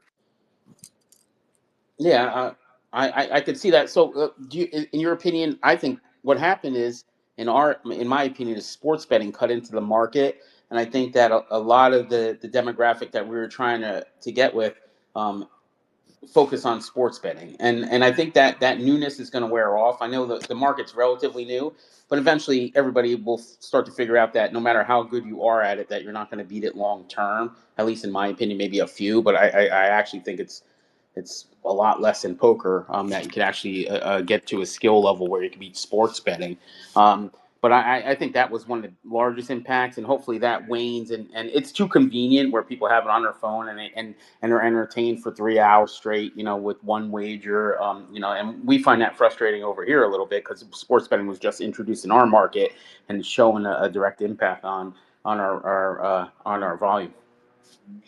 I'll say this: if you want to infuse more people into the game, continue to find special, like maybe higher, I don't know if variance is the word, but more splashy, gambly styles, like mystery bounties. Yep. Find things that the pros are okay giving a little bit of equity away from, which mystery bounties are great for recreational players. So They're absolutely amazing. Every rec in the world should want every tournament in the world to be mystery so bounty. They should. Sean, They should be, because that's, they're not going to be top three every time, but they're going to pull the big bounty, once in every good time that they make the money. So find more examples, find more unique ways to bring those splashier, even those sports betting guys back into poker. And then it's a complete win. Sean, you're absolutely nailing it right now. And I'd love, one day we'll have dinner together and discuss these things, and we're probably boring everybody to death, or maybe not.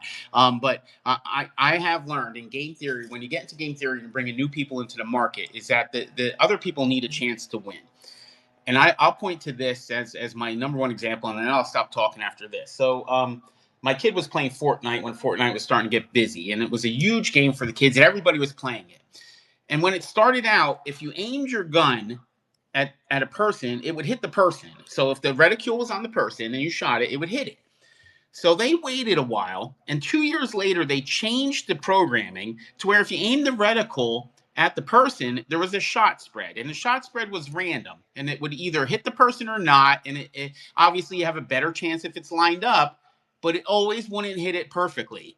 And what that did was gave the other players an opportunity to have winning sessions. Now, the better players won overall because their reticule was centered better more often, but they didn't win all the time. And that's exactly what we're talking about here with poker, whether it be mystery bounties or some other concepts. And I think that is going to be the next thing. Whoever could come out of the gate and figure out the next concept that evens the field. And I've been working on some things and I have some ideas. But that's going to be the next big thing to get people in the market. You have to have a taste of success. And we know if you get in a deep stack tournament with 50,000 chips and you're playing against a bunch of ringers, that you're up against it. But if you could throw in a mystery bounty or something else and walk out with $50,000, those random occurrences. That's why slot machines have where you push the button and all of a sudden you win a bonus round for no reason. You didn't even do anything, and they give you. It's all that the psychology of gaming, and that comes into play. And you're spot on with this. I couldn't agree more. It's the whole thing. Like, If you give me 100 big blinds versus Phil Ivey heads up, I win 0 times out of 100.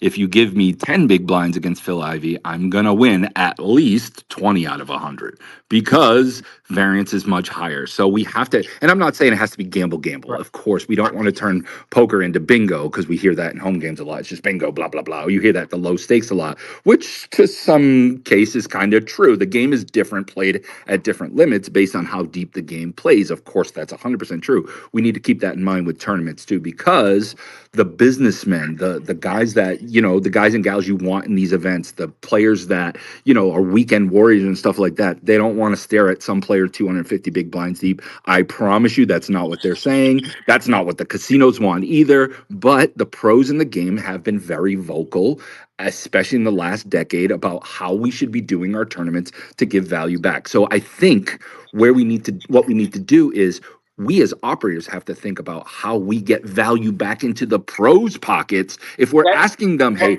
reduce the chips, it, reduce the levels, or do something to add variance, we have to infuse value back to them. And I'm telling you, I'm working on a project right now that's going to do exactly that, because we're going to use content value to bring value back into prize pools, into players' Well, pockets. anything like that, and again, anything like that, spot on.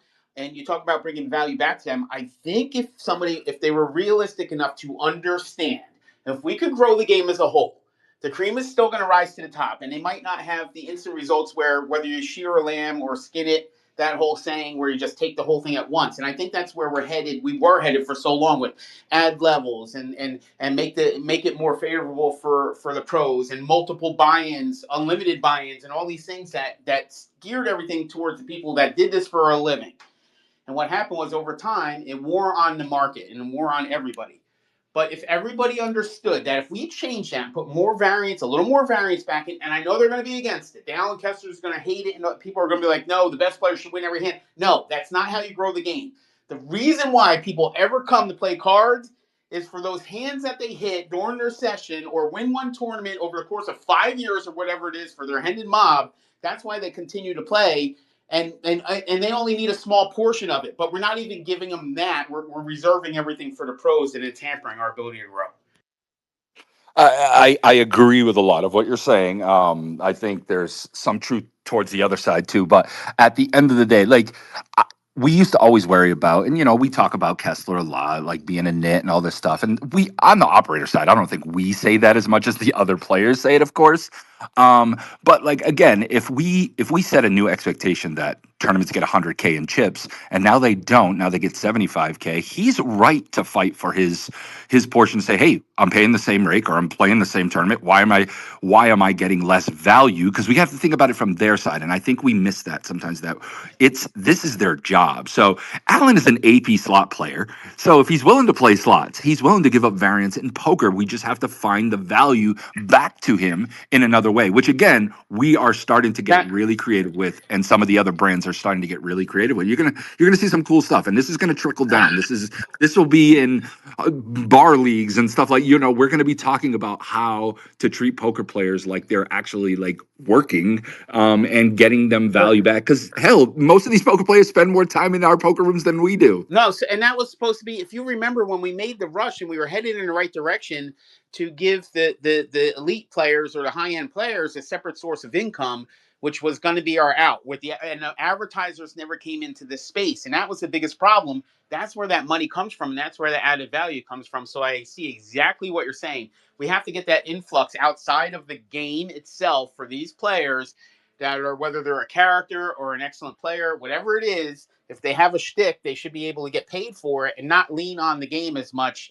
And then you could allow some of the other players to have an opportunity to catch some of those events. Okay, I'm going to let Isaac, and then after Isaac, the enforcer's up here. Barry will be next. Go ahead, Isaac. I don't know, but I feel like there's a game missing here. Like there should be one where at the beginning nobody has an equal starting stack. You all get on a slot machine and whatever I you love win it. on that spin is your I starting love it. stack. That would be I'm in But fire. good shape then. Hey, no, I heard most of what you said, and literally my Twitter crashed.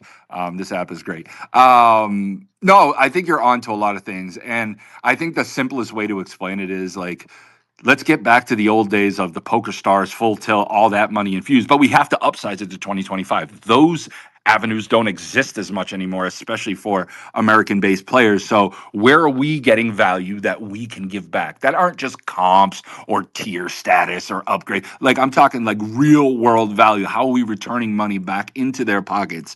And I think we can get creative with this with the people that create all this content. Hell, at the end of the day, these people are making millions off of the content they create off the back of poker players. There's got to be money somewhere, and I know there is, and you know there is, to give back. And we're seeing it in creative ways. And kudos and hats off to Club WPT Gold. That's exactly what they're doing. Yes, a big part of their strategy is to push people to their online platform. Of course, that's going to make them a ton of money, but they make money off TVs and stuff like that. And I think they're one of the best companies that gives value back to their players, whether it's big, huge, lavish player parties or just making you feel like a king or a queen for a night or bringing you to a speakeasy or going to Top Golf. Like they give experience and value back. Hell, I know as casinos, especially the casinos I work for, we're in the entertainment business. So we're going to get, like I said, we're getting creative with how we get this value back to the player, especially if we're going to start saying that these events need to be, I don't want everybody to cringe, but maybe they're a little bit too long sometimes. Maybe they're a little bit like we're not solving anything, in 24 levels that we couldn't have done in 20 or, I'm throwing that out very Well, cavalier, but you know what I'm saying. my last point, and I'm sorry that I took over this thing and I came out with this crazy idea to discuss. But the problem, a larger problem, is when you combine casinos with poker. And as you know, Sean, that it's not valued as much. The gaming space, it's a pittance compared to what slot machines can rake in, and I think that has hampered everything because most of the operators own slot machines, which causes a problem. Now, in my market, it was a little bit different. It gave us more flexibility because the focus was on poker, and any idea was based around poker and what is good for poker. But that's not the way these large properties think. If you think about what happened in Boston, where they didn't have enough parking, where they wouldn't open their poker room on the weekends because they needed more parking for the slot machines. I mean, that's a classic example. And I think this is a large part of what we're dealing with is that, and it's hard because you can't rake enough to ever get to the level of a slot machine on a poker table. So people, you try to push the idea that, okay, these people will fall into the pits and play other things, and sometimes it's hard to convince the higher ups that this is actual fact.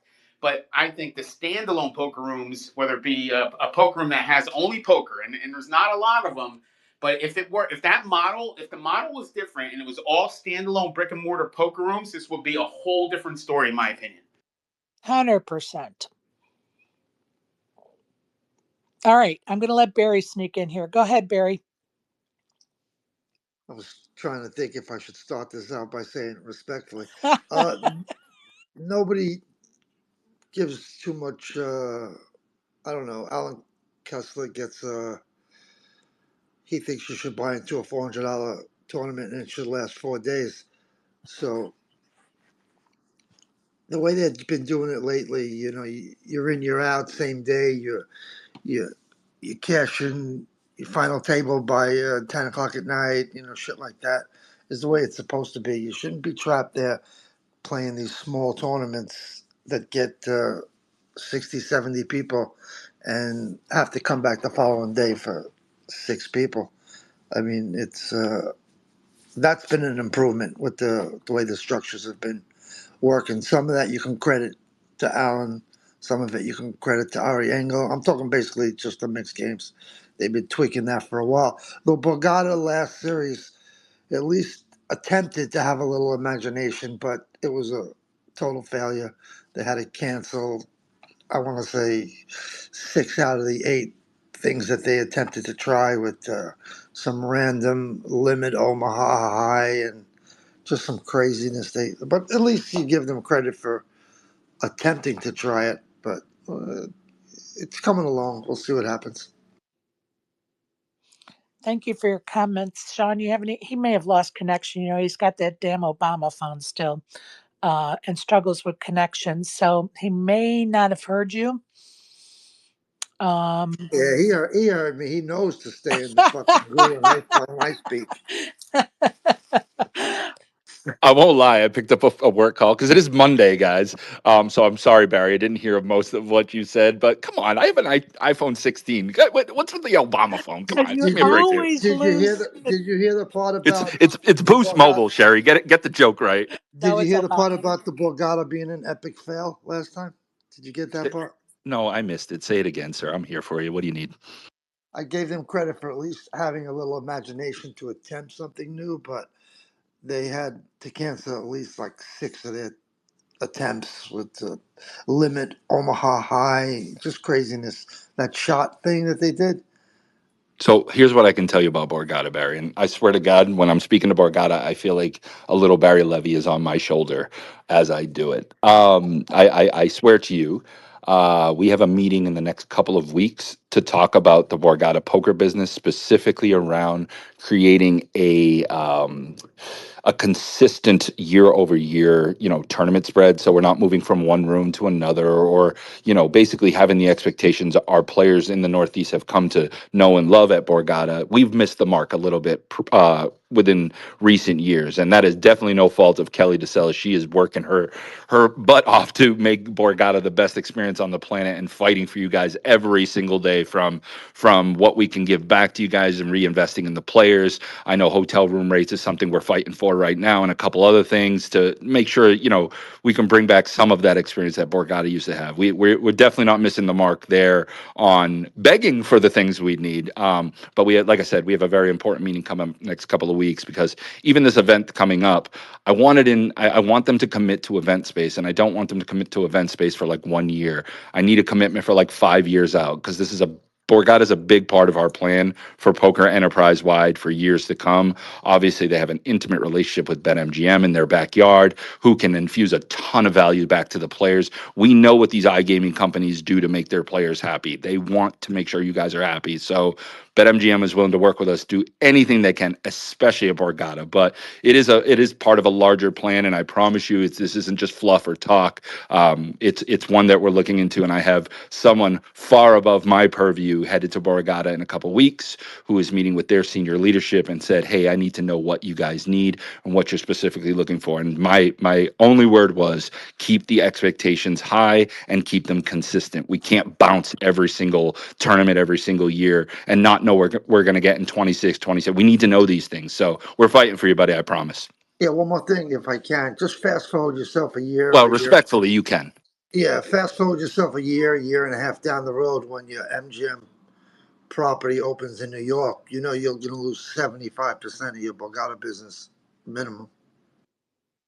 Was that a question? Yeah, I'm just how are you preparing for that? Like, what do you think? Like, I mean, preparing for that would be like poker preparing for Leo to win the main event. I don't think it's completely predictable at this moment in time. We clearly know, not just poker, the entire state of casino business in the Northeast pivots once New York goes active with all gaming, and Yonkers is going to be a big part for us. I've heard some speculation on what they're thinking about doing with poker there. Nothing is cemented in stone yet, but yeah, of course, we want to support New York. We know what New York could Did do you, for poker. I Sean? mean, you could move the World Series main event to Sean, New York and it would be Sean. amazing. You know what I mean? Like, go Sorry to ahead. cut you off. Oh, So you mentioned Yonkers, and as you know, that my company used to own that. The Rooney family used to own Yonkers Raceway, and at one point we were on the cusp. I actually did the mock-ups for a room at Yonkers Raceway, and it was no less than 200 tables at any time. That market, if you did it just by the volume of how many people are in Manhattan, the numbers are through the ceiling. It may become the mecca if Yonkers pulls that off. Interesting. Sean McCormick, um, now that we have you in the hot seat, I have it on very good authority from a conversation yesterday. You're working on some stuff to do with content creators or something. Am I going to be included with that since I create content here in the spaces, or what's going on? Ready to spill those beans? oh, sorry, I hopped on a call. What was that, Sherry? Sorry. Oh, I gotta go. Damn it, he's on to me. Damn it. Yo, this call deferment is an amazing tactic, by the way. Don't fall for it. Anytime he's on that Obama phone, his phone doesn't work, so he can't be on a call. That's because I said the Borgata is about to go out to business. He got scared. He ran for the hills. I don't see that happening. Fats, go ahead, buddy. Yeah, I just want to say I'm very impressed for the second consecutive day. Respectfully, Barry, right on target with everything he said. Very well spoken and very well thought out comments and things. Although, while I got Barry here, I do have to ask him, since he's an old school guy, what's his feelings on the 7-card stud issue? I'm getting trapped with the stud high low No, that you're the never no the never allowed to double bet on, even so. In stud high on 4th Street, you used to be able to double bet, and now you can't. Is that what yeah, you're that's saying? the issue. Yeah, I don't care. Doesn't matter to me. All right, well, respectfully, Barry's lost his mind then. Okay. We have, and I appreciate the odds being posted. I need somebody to tell me my player sweat for the final table is Luka Bojovic, maybe plus 1200. What does that mean? Is that good odds or not good odds? 12-1. Okay. So probably right in the middle of the pack, right? Bit That of would a be long considered shot. that would be considered bad because there's only 9 people. So Okay. Thank you. Well, there's somebody at 2000, somebody at 2500. And then you have Dunaway, Mizuraki, and Kent, let's see, at 275, Kenny at 550, and Wozniak at 150. Well, there's your favorites. The 150 and the 275 would be your Okay. Thank you for helping me two understand favorites. that. One day I'll remember it. You guys know I just don't bet sports or anything, so it's all Greek to me. Fat, your hand is up again. Did you have something else you wanted to say? No, but while you got me, the plus 150 means if you bet 100, you would win 150. The plus 275 means if you bet 100, you would win 275. Thank you. Thank you. Thank you. Appreciate that. Always trying to learn. I don't ever keep it, I don't maintain that knowledge in sports betting, but it's just because I don't do it. So sorry about that. Anyway, okay. Anybody else have anything they want to bring up? Now's the time. Yeah, real quick. Okay, so I got Hallaert, Yes. right? But we want Ms. Rocky though, don't we? Uh, Or is it the Wrong, Miss wrong one? Rocky. Am I- Isaac's talking about our team spaces fantasy team. We have Robert Mizraki, not Michael. Okay, okay. I was worried about betting against the No, squad. we're not Okay. betting against the squad. And I think right now Brian Rast is the only one still in something right now. Although there are some events starting today that I think some of our folks will be like there's a 25K high roller horse tournament that starts at 2, event number 98. I think some of our runners for our team spaces fantasy league team will be playing that. I may as well go over today's schedule at the WSOP at 10 is day 1A, event number 97, the $1,500 no limit closer. 11 a.m. is event number 95, the $800 no limit tournament. It's the final day for that one. 1 p.m. is day 2, event number 96, the 3K PLO 6-handed tournament. And at 2 p.m., like I said, is that high roller. So hopefully we'll get some horses in that high roller. We're right on, for those that don't know, Team Spacers fantasy team is about 120, 25 out of 873 teams. So we need some points to get us in the money. We have to be in the top 10% to be in the money. And we've actually been in the money all year, or all summer, I should say. and we're just outside the money now. So anyway, that's where we're at with that, folks. Go Go us. us. It's really kind of been a fun sweat. Whether we make the money or not, of course I want us to, but it definitely has been a fun sweat this summer. I've definitely enjoyed that. I hope you guys have too. Absolutely, absolutely. It's giving me something to cheer for. Hey, hey, hey. Speaking of hey, hey, hey, goodbye, that's going to be a song that we all remember from the summer of 2025, thanks to Will Kasuf. Oh, I laughed so hard when that audience broke into that song. I don't know who started it, but Lord, the timing was perfect, wasn't it? Really was. Really was. It was awesome. Oh gosh. All right, you guys. I do want to acknowledge some things going on. The Lucky 777 tournament. The leader going into today with 8 left is Nicola Bacardi or Bakri. I don't even know how to say it. Barachi has 73.8 million, and Alan Shin has 58.7 million.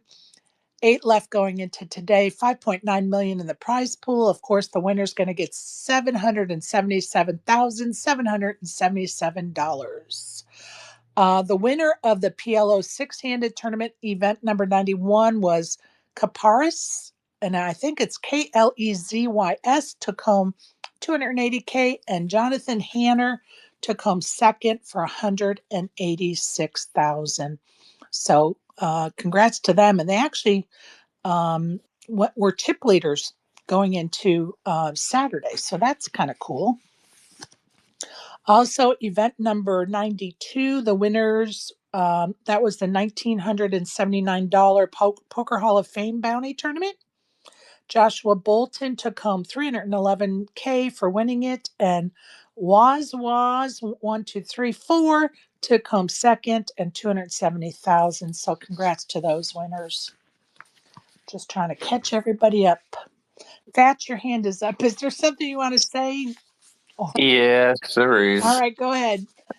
If the grinder happens to win the main event, and his brother, who we have on our team, is in his championship picture that they take at the end, Yeah. do we get any points for that? I thought you were going to say, should we make a dartboard out of the picture? But the one thing that you guys know I've kind of been salty about all summer that still comes into my mind from time to time is Steven Song winning that tournament at the very beginning, and he's on our team, and those points don't count for us because that was one of the 3 tournaments.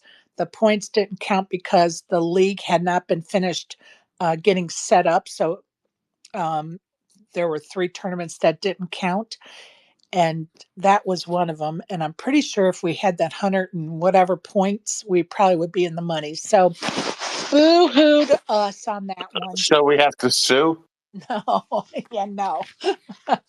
We could have a spaces tribunal.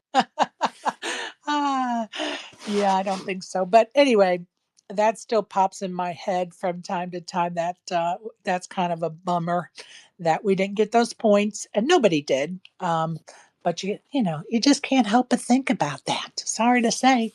I also wanted to give a little shout out to the winners of the 50K High Roller event number 88. Uruguay 31415 took home first place and 2.6 mil. And Alexander Reared took home second and 1.7 million. Event number 89, we have a winner. Ian O'Hara took home 1.1 million, and Bahar Musa took home 792,000. So congrats to all those winners for sure. Fats, you're making me crazy with this hand up. Do you have something else? You know why? Because it won't go down unless you have the mic on and then take it off. There you go. And I Thank you. requested when the mic was off, so that's why it stayed up. Okay. Well, and then I don't want you to think I'm ignoring you, but I just don't know if it's for real or not because it's up the whole time. So Just keep calling on me anyway. yeah, no. Well, I appreciate Noah, you bringing us some good discussions this morning. I just want to let you know that, and we don't mind the topic. Believe me, appreciate you bringing up some of those topics because it's good for everyone to hear operators talking about those types of um, topics, and it, I think, helps bring understanding and maybe even more patience from players when they listen to operators having those discussions. So appreciate you, Noah, and Sean McCormick, even though he tucked tail when I put him on the spot. And I'm joking, people. I'm joking. I did want to give a little shout out. Event number 94, which is the 10K No Limit six-handed tournament, continues today with 27 left out of the 546. 5.1 million in the prize pool. Jacob Meager is in first place as the chip leader with 2.9 million, and Cesar DePino is in second place. So good luck to them. And then event number 95. On Monday, there were 100. Let's see, today there's 162 out of 2,851 players, 2 million in the prize pool, 252,000 to the first place winner. The chip leader is Danny Gonzalez with 2.3 million. Lee Yu, I believe, has 2.1 million, and a friend of mine, Katrina, um, is in 36th position with 865,000. And many of you may remember Biloxi Bomber, who used to be in our spaces quite a bit. That's his wife. So good luck, Katrina. Not Katrina, Katerina. And Dara O'Kearney is still in that tournament with 430,000. So good luck to Dara as well. Go ahead, Barry. Yeah, I got a question for Noah if he's still here. Noah, you with us? He shows as a listener, but I'll send him a mic again and see if he can come back up. I don't know if he may not even still be in the room. It's really hard to tell uh, if people are speakers, listeners, still in the room or not. Yeah, he's not still in the room. I didn't think he was, but Yeah, I'll get him. I'll get him next time. I was just looking for his room, Palm Beach Kennel Club. I didn't see it on the Bravo, so I just wanted to see try. what Do they you were. have Poker Atlas? I think it's a Poker Atlas listing. Check it out. Thank You're you. welcome. I also want to go over event number 96, which is the 3K PLO six-handed tournament. Going into today, there's 198 left out of 1,088 runners. 3 million in the prize pool, 471,000 for first place winner. Leading the in chip stacks is Joshua Landis, has 855,000. Pierre now, I think it's Nars NASR has 843K. And for Team Spacers, Brian Rast has 178,000 and is in 100th place out of 198. So he's still in it to win it. And of course, I already went over the schedule for the WSOP. And Isaac, do you have the schedules around town? I already did South Point and the Orleans. Grabbing it right Yeah, now. I'm going to grab the other schedules too. And we'll go over that as well. My notebook is chock full. I think I have to get a bigger one because I don't think all of the pages that I have to go in it are going to fit. Okay, I You have go right mine. ahead, my friend.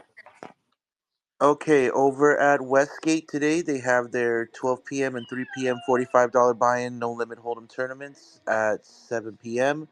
They have their $65 buy-in no limit hold'em tournaments at 9 p.m. They have their last $60 buy-in no limit hold'em tournament of the day.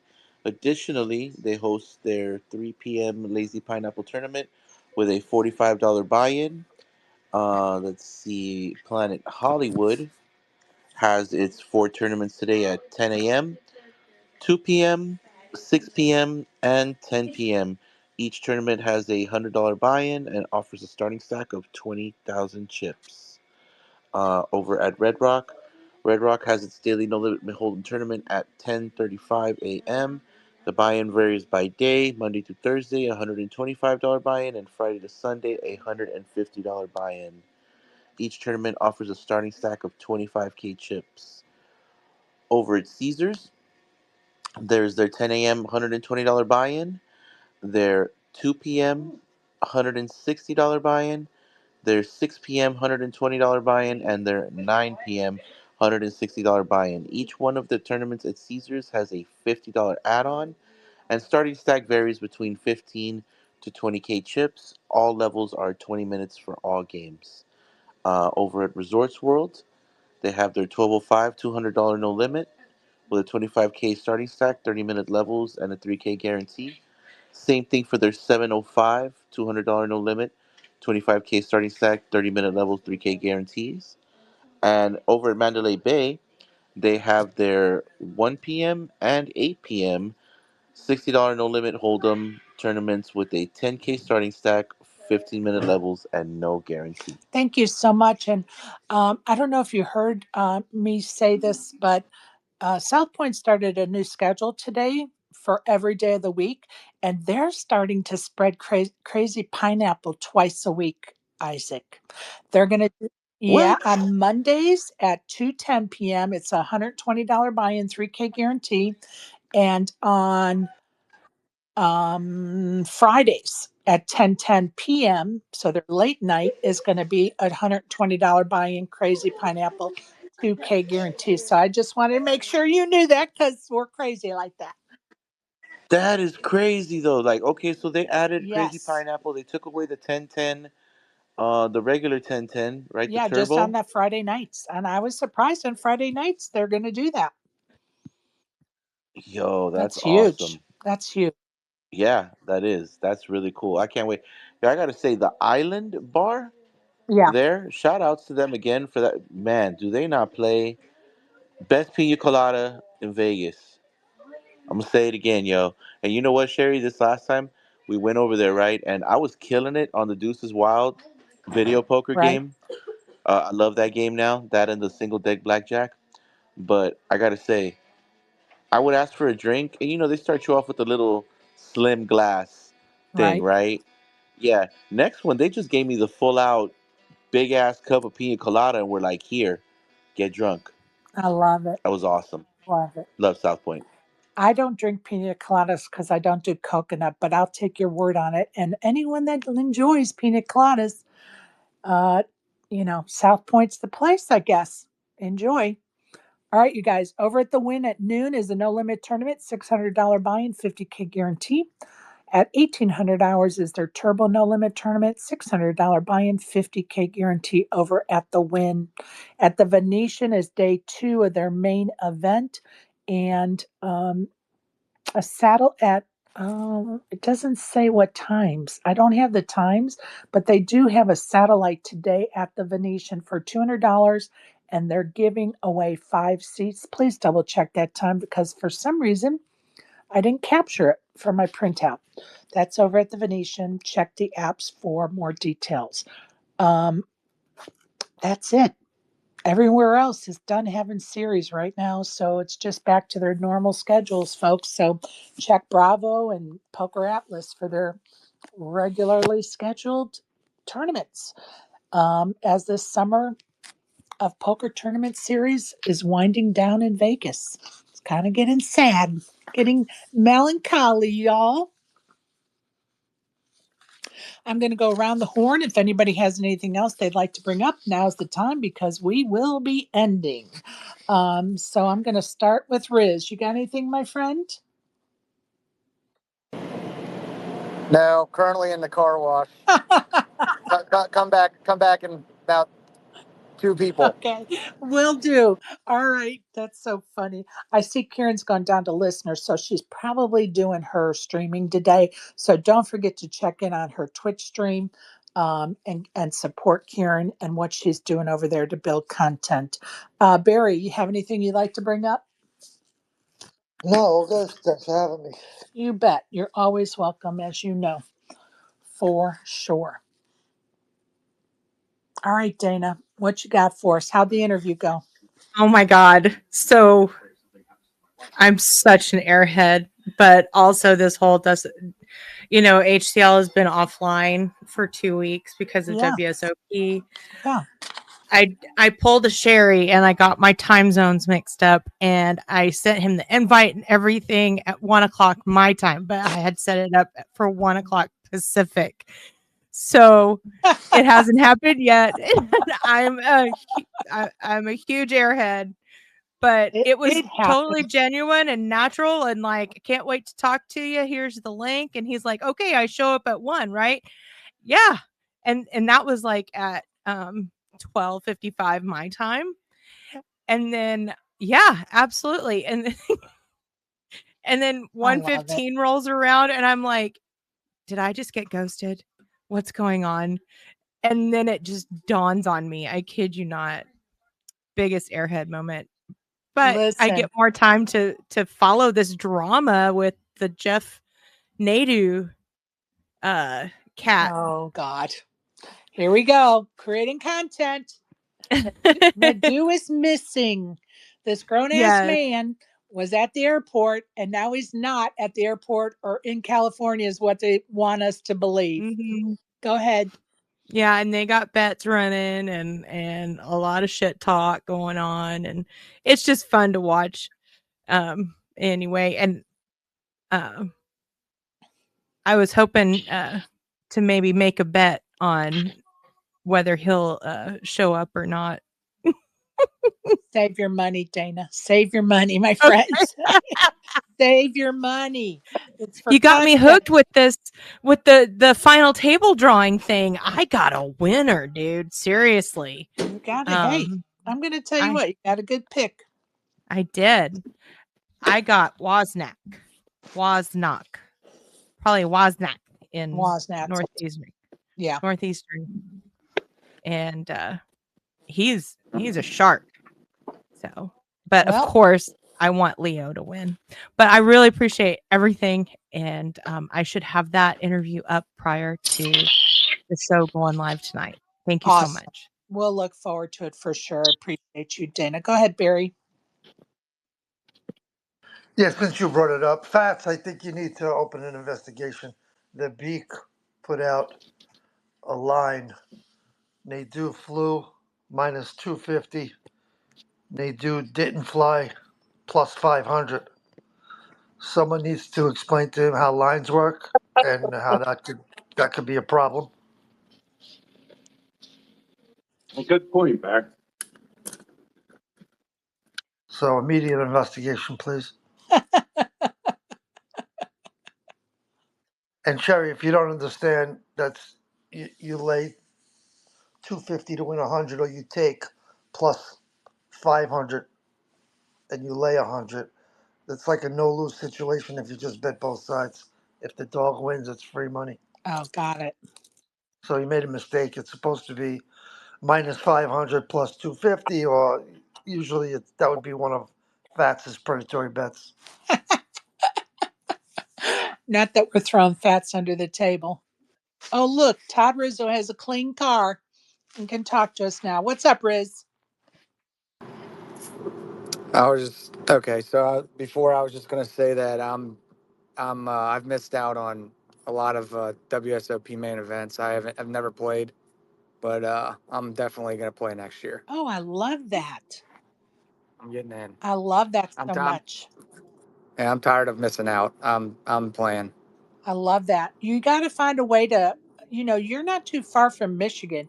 You may need to just, when they start doing the WSOP satellites, you should go up to Michigan for a weekend and just play online until you win one.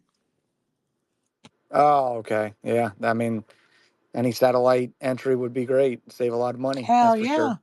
Hell yeah. Well, I love that goal. All Now, right. We heard it here. Riz is going to play. I'm in. is that goal dependent on Cincinnati Bengals having a good year? They're gonna have a good year, Fats.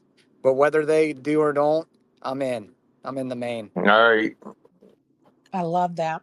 Good for you. That's a great goal. Love that. All right, back around the horn. Fats. Anything else? Nah, I'm good, sure. I'm ready to touch the grass. Awesome. I like that. Isaac. Um, Shout out to everybody. Shout out to the gang for surviving 2 weeks in Vegas. Mac, me, Reap are all gonna be trying to recover, and hopefully we'll have some stories organized in a couple of days. Besides that, yeah, catch y'all tomorrow. Catch you tomorrow, my friends. That's a great way to go out. Appreciate all of you. And I love the discussions we sometimes have. And of course, we can't have them every day because, those hot topics aren't happening every day. But when they do, we love it. Why? Because we all love poker. And I appreciate all of you and your opinions. Whether we agree or not is irrelevant. That's what discussions are for. So, much love to all of you. If you're playing today, good luck. If not, as Fat said, get outside, touch that grass, have a great day. Love them, love on them loved ones, and take your dog for a walk. Have a great day, everyone. Much love.